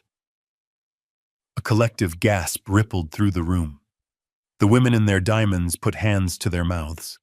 The men in their tuxedos shifted uncomfortably, looking from the screen to the real Tiffany standing at the foot of the stairs. But the video didn't stop there. It cut to the scene in the linen closet, the conversation I had overheard. "We strip the carcass before the vultures land." The recorded voice of Tiffany hissed. "We sell everything. The furniture. The art. We leave him with nothing." Then came the final clip. The dinner scene from the night before. The image was sharp. Everyone saw Mia trip. Everyone saw the water spill. And then, with a clarity that was sickening, everyone saw Tiffany swing her arm back and strike her own daughter across the face. The sound of the slap echoed through the ballroom, a sharp cracking noise that made several people jump. "You stupid little brat!" the on-screen Tiffany screamed. I pressed the button on the remote again, and the screen went black. The silence that followed was heavy, suffocating, and absolute. The jazz band had stopped playing. The waiters had stopped serving. 50 pairs of eyes were fixed on Tiffany Bennett. She stood frozen at the bottom of the stairs. Her face had drained of all color, leaving her makeup standing out like war paint on a corpse. She opened her mouth to speak, but for the first time in her life she had no words. She looked around the room, searching for an ally, searching for someone, anyone who would look at her with anything other than revulsion. She found no one. Even her high society friends were looking at her as if she were something they had stepped in on the sidewalk. Logan was staring at the floor, his shoulders hunched up to his ears, wishing the ground would open up and swallow him whole. I let the silence hang for another 10 seconds. I let it weigh on them. Then I stepped away from the podium. I straightened my back. The stoop I had been faking for days vanished. The trembling in my hands ceased instantly. I stood at my full height, 6 feet and 2 inches of hard-earned muscle and bone. I buttoned my jacket with steady fingers. I looked down at them from the stage, and I didn't look like a confused old pensioner anymore. I looked like the man who had commanded crews of hundreds. I looked like the man who had built an empire from dirt. "You thought I was old," I said. My voice didn't waver. It didn't scratch. It boomed through the microphone, deep and resonant, filled with a power that I had been holding back for 15 years. "You thought I was feeble," I continued, walking slowly to the edge of the stage. "You thought because my hands are rough and I wear work boots that I was stupid. You looked at me and you saw a victim." I pointed a finger at Tiffany. She flinched as if I had thrown a stone at her. "You stood in my kitchen and called me useless," I said, my voice dropping to a dangerous growl. "You planned to drug me. You planned to lock me away in a warehouse to die so you could buy more handbags. And you struck my granddaughter in my house." I took a breath, letting the rage fuel me but keeping it controlled. "I built this life with these 2 hands," I said, holding them up. "I worked 14-hour days in the rain and the snow. I built walls that still stand 40 years later. I planted trees that are now taller than this house. Do you really think a man who can do that is easy to trick? Do you really think I didn't see you for exactly what you are?" Tiffany finally found her voice. It was a desperate, screechy thing. "It is a fake," she yelled, pointing at the blank screen. "It is deepfake technology. He doctored it. He is crazy. He is senile. Don't you see? He is trying to humiliate us." I laughed. It was a cold, dry sound. "Stop lying, Tiffany," I said. "It is over. The performance is done." I reached into my inside jacket pocket. I didn't pull out the note cards she had written. I pulled out a folded piece of paper. It was a bank statement. "You told everyone here that the bank is coming to take this house," I said, addressing the crowd. "You told my son that we were broke. You used my fear to try and manipulate me into signing over my rights." I unfolded the paper and held it up. "This house is not being foreclosed on. I bought this estate 3 months ago. I paid $4.2 million, and I paid in cash." A murmur went through the crowd. I heard someone whisper cash in the back. "I sold Bennett Landscapes 2 years ago," I announced, watching the blood drain further from Logan's face. I sold it for $18 million. I am not broke, Tiffany. I have more money than you could spend in 10 lifetimes, even with your habits. Logan looked up at me, his eyes wide with shock and a sudden sickening realization of what he had thrown away. $18 million. He mouthed the words, but no sound came out. But you, I said, turning my gaze to my son. You are a different story, aren't you? I reached into my pocket again and pulled out the dossier Victoria had given me. I tossed it down the stairs. The papers fanned out at Logan's feet. I know about the crypto, Logan, I said. I know about the gambling. I know about the arrest in Nevada. I know about the warrant in Florida. I took a step closer to the edge of the stage looming over them. And I know about the $500,000 you owe to a man named Henderson. Tiffany let out a small, strangled sound. She looked at Logan, who was shaking his head frantically, tears streaming down his face. The secret they had been willing to sell their daughter to keep was out. You came here to hide, I said, my voice filled with disgust. You didn't come to care for me. You came to use me as a shield. You thought you could strip my assets to pay your debts. You thought you could sell this house, sell my dignity, and maybe even sell my life to save your own skins. I looked out at the crowd of wealthy strangers. This is the legacy you came to see. I told them, gesturing to the cowering couple on the floor. This is what greed looks like when it takes off its mask. It is ugly. It shuts. It is desperate. And it is weak. I turned back to Tiffany. She looked small now. The arrogance was gone, stripped away by the harsh light of the truth. She looked like a cornered rat. You wanted a show, I said. You wanted a passing of the torch. Well, here it is. I am not passing anything to you, not a penny, not a single blade of grass from this property. I looked at Joe standing by the door with his crew. He was grinning, his arms crossed over his chest. He gave me a thumbs up. I looked at Mia, who had crept out of the shadows and was standing near the kitchen door. She was watching me with wide, awe-struck eyes. She wasn't scared anymore. She looked proud. I am done playing the fool, I said. And I am done with you. The room was electric with tension. Nobody moved. They were witnessing a public execution of character, and they couldn't look away. But I wasn't finished. I had one more card to play. The ace in the hole. Tiffany seemed to realize that she had lost the audience. She tried one last desperate pivot. She looked at me, tears welling up in her eyes, tears that I knew she could summon on command. Hank, please, she sobbed, trying to sound like a victim. We were desperate. We made mistakes. But we are family. You can't embarrass us like this. We did it for the family. We owe bad people, Hank. They will kill us. You have $18 million. You have to help us. You are my father. I stared at her. The audacity was truly bottomless. I am not your father, I said coldly. And after tonight, I am not even your father-in-law.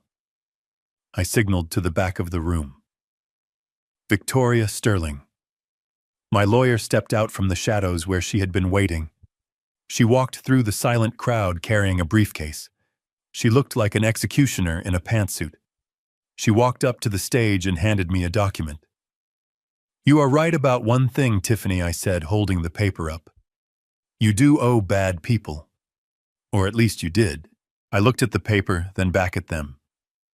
You don't owe Henderson anymore. Tiffany blinked, hope sparking in her eyes for a second. You paid him.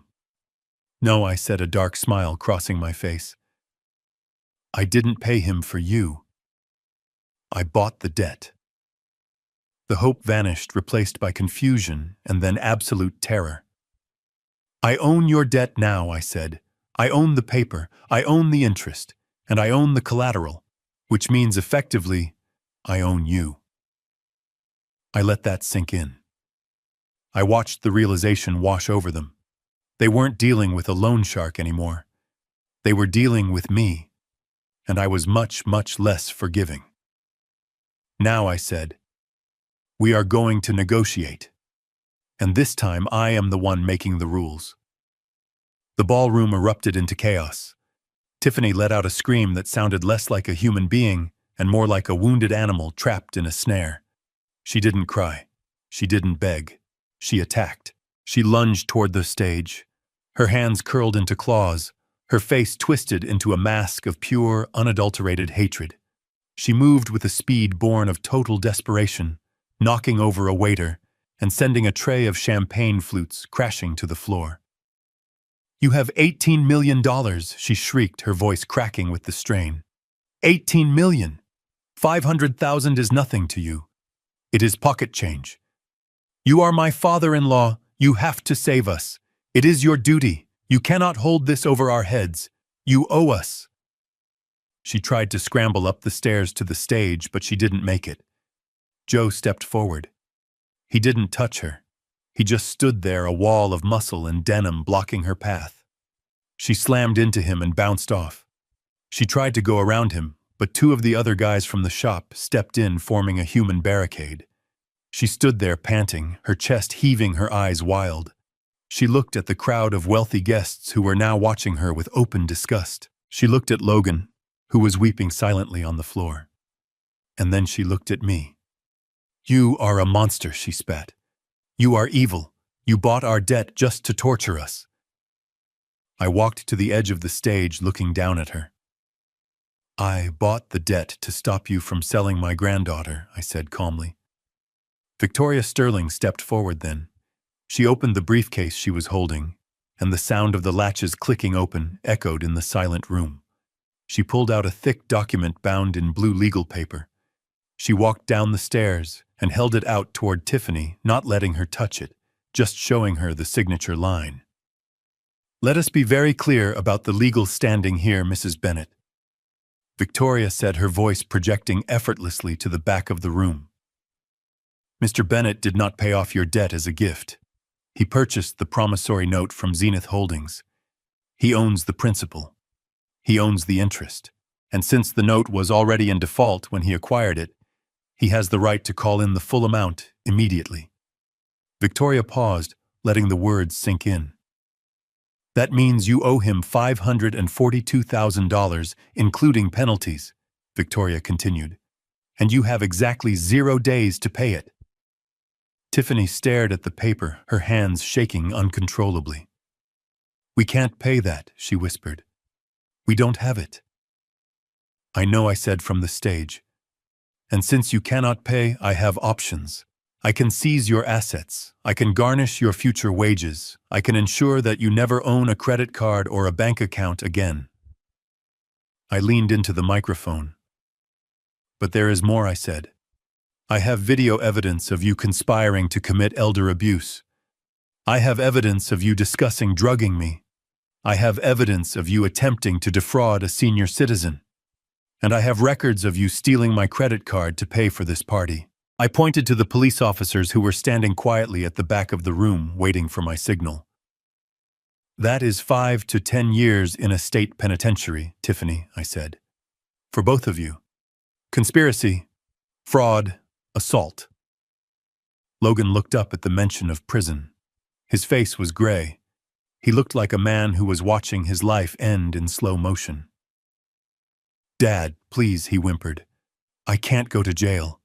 I won't survive in jail." "Then listen closely," I said, "because I am only going to offer this once." I signaled to Victoria. She pulled another document from the briefcase. This one was shorter, just 2 pages. "I am willing to give the debt," I said. "I am willing to wipe the slate clean. I will not press criminal charges for the credit card theft. I will not hand over the video of the abuse to the district attorney." Tiffany looked up, hope warring with suspicion in her eyes. "What do you want?" she asked. "What do you want, Hank?" "I want Mia," I said. The room went still. Mia, who was standing by the kitchen door, took a step forward. her hand covering her mouth. I want you to sign over full legal custody of Mia to me. I continued, my voice hard as steel. You are unfit parents. You were willing to trade her to a loan shark to save yourselves. You struck her in my home. I will not allow her to be in your care for one more second. Tiffany opened her mouth to argue, but I cut her off. And I want you gone. I want you to sign a restraining order. You will not come within 100 miles of this house. You will not contact Mia. You will not contact me. You will leave the state of Illinois, and you will never come back. That is the deal, I said. Your freedom for my granddaughter. Tiffany stared at me. Her eyes darted to Mia, then back to the paper. She was calculating. I could see it. She was weighing the value of her daughter against the value of her own skin. You can't ask us to give up our child, she said, but her voice lacked conviction. It sounded hollow. It is extortion. It is a rescue operation, I corrected her. I looked at Logan. He was the weak link. He always had been. Logan, I said, the police are waiting. They have seen the video. They are just waiting for me to say the word. If you walk out that door in handcuffs, you will go to a holding cell tonight. With your record, you won't get bail. Logan scrambled to his feet. He looked at Tiffany, then at the document in Victoria's hand. He didn't look at his daughter. He didn't even glance at her. Give me the pen, he said. Tiffany gasped. Logan, what are you doing? I am not going to jail, Tiffany, he shouted, his voice shrill with panic. I am not going to jail for you. I am not going to jail for this. Give me the pen. He snatched the pen from Victoria's hand. He didn't read the document. He didn't ask about visitation rights. He didn't ask if Mia would be taken care of. He just threw the paper onto a nearby table and scribbled his signature so hard the pen tore through the page. There he panted, backing away, his hands held up in surrender. I signed it. I signed it, Dad. I gave her up. I gave her to you. Just let me go, please. Just let me go. I looked at my son. In that moment, any lingering affection, any last shred of hope I had for him died. He wasn't a father. He was a coward. He had just sold his only child to save himself from the consequences of his own greed. I looked at Mia. She was crying, silent tears streaming down her face. But she wasn't looking at Logan with sadness. She was looking at him with realization. She was finally seeing him clearly. She was seeing that he would never protect her. I turned my gaze to Tiffany. She was staring at her husband with a look of absolute betrayal. Not because he had given up their daughter, but because he had saved himself without her. You coward, she hissed at him. You spineless, pathetic coward. Sign the paper, Tiffany, I said, my voice booming. Or you go to jail alone. And trust me, the women in there won't care about your designer shoes. She looked at the police officers who took a step forward.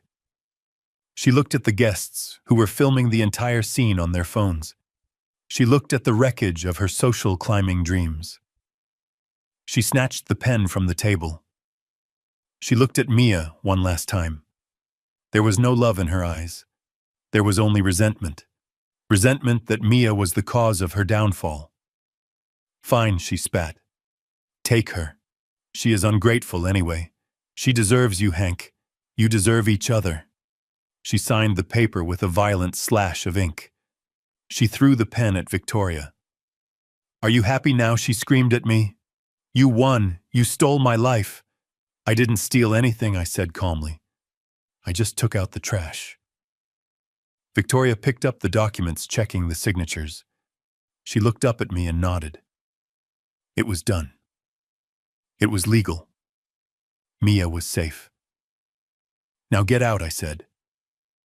Logan didn't wait to be told twice. He bolted for the door, running past the guests, running past Joe, running away from his responsibilities, like he had done his whole life.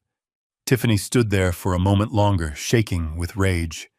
She looked at the crowd, trying to find some scrap of dignity to wrap around herself, but she found none. She turned and marched toward the door, her head held high in a grotesque parody of pride. But before she could leave, Joe stepped into her path one last time. He held out a plastic garbage bag. "Your luggage is on the lawn, ma'am," he said deadpan. "We didn't want it cluttering up the hallway." She let out a shriek of frustration and pushed past him, disappearing into the night. The door slammed shut behind her. The sound echoed through the ballroom, final and absolute. Silence descended on the room again. But this time it wasn't heavy. It felt clean. It felt like the air after a thunderstorm. I walked down the stairs.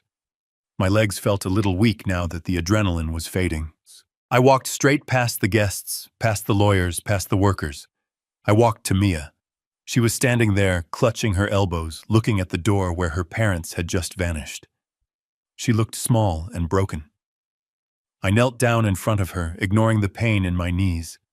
I took her hands. "I am sorry," I said softly. "I am sorry you had to see that." She looked at me. Her eyes were full of tears, but there was a light in them too. A light of freedom. "They didn't even say goodbye," she whispered. I pulled her into a hug, holding her tight, shielding her from the stares of the room. "They didn't deserve to say goodbye," I told her. "You are safe now, Mia. You are home. And this time nobody is ever going to make you leave." I stood up, keeping my arm around her shoulders.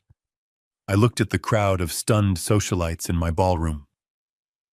"The party is over," I announced. "Go home." I turned my back on them and walked my granddaughter toward the kitchen. We had a lot of work to do. We had to heal.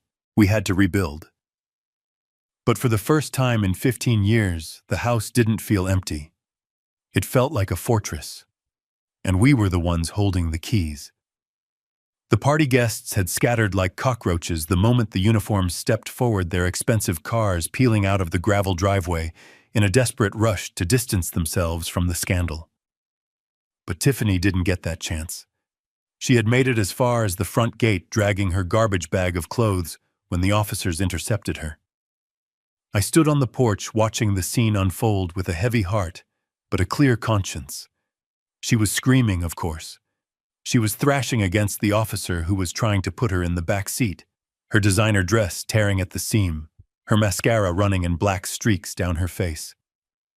"You can't do this," she shrieked, her voice raw. "I signed the papers." He said he wouldn't press charges. He lied. I walked slowly down the steps, my boots crunching on the stone. I stopped a few feet away from the cruiser. Victoria Sterling stood beside me, calm and terrifyingly efficient. "I told you I wouldn't press charges for the credit card theft, Tiffany," I said, my voice cutting through her hysterics. "And I won't. I am a man of my word. But the video of you striking a minor, striking your own daughter, that is not a financial crime. That is assault. And the threats against a senior citizen, the conspiracy to commit involuntary commitment, the state takes that very seriously. I didn't have to press charges for that." The district attorney saw the tape. That decision belonged to the state of Illinois. She looked at me through the window of the police car, her face pressed against the glass, her eyes wide with a terror that was finally satisfyingly real. For the first time, she wasn't looking at a mark or a victim. She was looking at the consequences of her own cruelty. As the car pulled away, disappearing into the darkness, I didn't feel joy. I didn't feel triumph. I just felt a profound sense of relief, like a fever breaking after a long sickness. The infection was gone. But there was still one loose end. Logan was sitting on the curb near the fountain, his head in his hands. He looked like a child who had lost his mother at the grocery store. He was shivering not from the cold, but from the shock of his reality crumbling. He had no wife, no daughter, no money, and nowhere to go. I walked over to him. I didn't offer him a hand up. I stood over him, my shadow stretching long across the grass. He looked up. His eyes were red and swollen. "Dad," he whispered. "Dad, I am sorry. I didn't know. I didn't think she would go that far. I was scared," he stammered. I know, I said. You have been scared your whole life, Logan. You were scared of work. You were scared of responsibility. You were scared of her. And tonight, when you had a chance to save your daughter, you were scared of prison. So you sold her. I reached into my pocket and pulled out a roll of cash. It was a few $100s. I tossed it onto the ground next to him. This is for a bus ticket, I said, and a cheap motel. It is more than you gave me when you kicked me out of your life 15 years ago. He stared at the money, then at me. Dad, please. Where am I supposed to go? I have nothing. You have your health, I said. You have 2 hands. You have a brain even if you refuse to use it. Go somewhere where nobody knows the name Bennett. Get a job, a real job, wash dishes, dig ditches, learn what it means to earn $1 instead of stealing it. I turned my back on him. It was the hardest thing I had ever done. Every instinct in my body as a father wanted to fix him, to save him, to pick him up and dust him off. But I knew that saving him now would only destroy him later. He needed to hit the bottom. He needed to break so he could rebuild himself if he had it in him. Do not come back, Logan, I said over my shoulder. Do not show your face here until you have learned how to be a human being, until you have learned what honor means. And looking at him huddled on the curb reaching for the cash with shaking hands, I thought that day might never come, and I had to make peace with that. I walked back into the house. The silence of the foyer was broken by a sudden raucous cheer from the kitchen. I followed the noise. In the kitchen, the atmosphere was transformed. The stiffness of the party was gone. Joe and the crew had taken over. They had raided the oversized refrigerators and found the beer stash. They were sitting around the marble island, their boots up on the expensive stools, eating pizza they had ordered themselves because the fancy hors d'oeuvres weren't enough to feed a working man. When I walked in, Joe stood up and raised a beer bottle. To the boss, he shouted, "The toughest son of a gun in Lake Forest." The boys cheered, clinking bottles. I smiled. It was a real smile, one that reached my eyes. This was my crowd. These were my people. Mia was sitting in the corner on a high stool. She was holding a slice of pepperoni pizza, and for the first time in a week, she was eating like a teenager. She looked up when she saw me. She put the pizza down and hopped off the stool. She didn't say anything. She just ran across the kitchen and slammed into me, wrapping her arms around my waist and burying her face in my chest. She was shaking, but it wasn't fear anymore. It was the release of 1,000 pounds of pressure. I hugged her back, resting my chin on the top of her head. I held her tight, letting her know that the walls around us were solid, that the ground beneath us was steady. "It is over," I whispered to her. "It is all over." She looked up at me, her face wet with tears, but her eyes were clear. "Thank you, Grandpa," she said. "You saved me."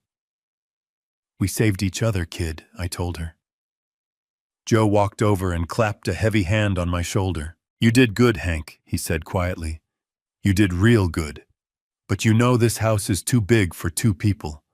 You are going to need some noise in here. Maybe a few dogs.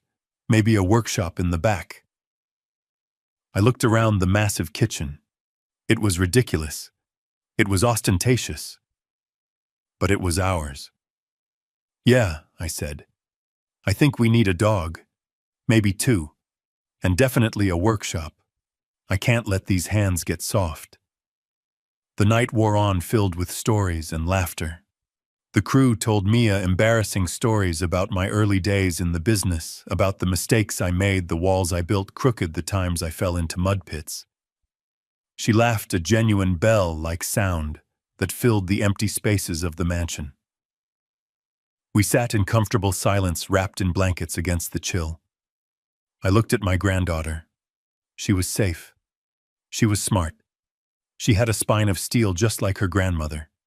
She had seen the worst of her parents, and she had chosen to be better. "Mia," I said, breaking the silence. "Yeah, Grandpa." "You know, $18 million is a lot of money," I said, looking out at the water. But money is tricky. It can rot you from the inside if you don't respect it. You saw what it did to your parents. They thought money was a substitute for character. She nodded, looking down at her hands. I don't want to be like them, she whispered. I don't want to be greedy. I know, I said. That is why I have a proposition for you. She looked at me curious. I am not going to just give you this money, I said. I am not going to write you a check and let you drift. That would be the worst thing I could do, but I am going to give you something better. I turned my chair to face her. Bennett Landscapes was my life's work, I said. I sold the name, but I didn't sell the knowledge. I didn't sell the skill. I am thinking of starting something new, something small, maybe a design firm, maybe a restoration company. I am 70, but I am not dead yet. I saw a spark of interest in her eyes. I need a partner, I continued. Someone smart, someone who can learn the ropes, someone who isn't afraid to get their hands dirty. I can teach you, Mia. I can teach you how to build something from nothing. I can teach you how to read a contract, how to manage a crew, how to look a client in the eye and shake their hand. I can teach you how to run a business with honor.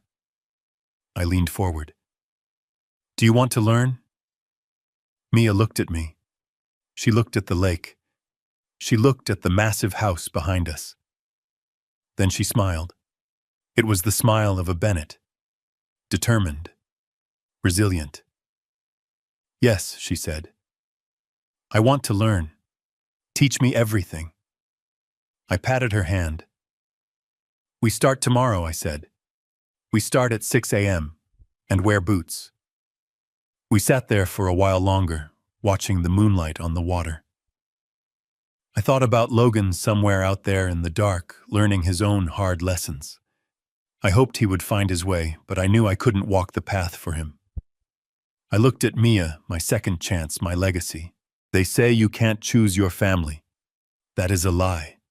You are born with blood relations, sure, but family's a family, that is a choice. It is built on respect. It is built on loyalty. It is built on showing up when the chips are down. My son and his wife, they shared my name, but they weren't my family. They were strangers who shared a bloodline. But the girl sitting next to me and the men who had shown up in their work boots to defend my honor, that was family. And as I sat there breathing in the cold night air for the first time in 15 years, I didn't feel alone. I felt home. If you enjoyed this story, please hit that like button and subscribe to the channel. It really helps us out. And let me know in the comments. Do you think I was too hard on Logan, or did he get exactly what he deserved? I read every single comment. Until next time, take care of your family, the real one. My life stands as painful proof that sharing blood does not guarantee loyalty. True family is not defined by DNA, but by how we treat one another when the storm hits. I learned that money is the ultimate test of character. It strips away the mask of the coward and highlights the dignity of the decent. Never let the title of family become a weapon they use to manipulate you. Sometimes the greatest act of love is ruthlessly cutting off toxic ties to protect the ones who truly deserve it, just as I did to save my granddaughter. If you believe justice was served in this story, please hit the like button and subscribe to support the channel. Do you think I was too harsh on my own son, or was that the price he had to pay? Leave your thoughts below. I read every single comment.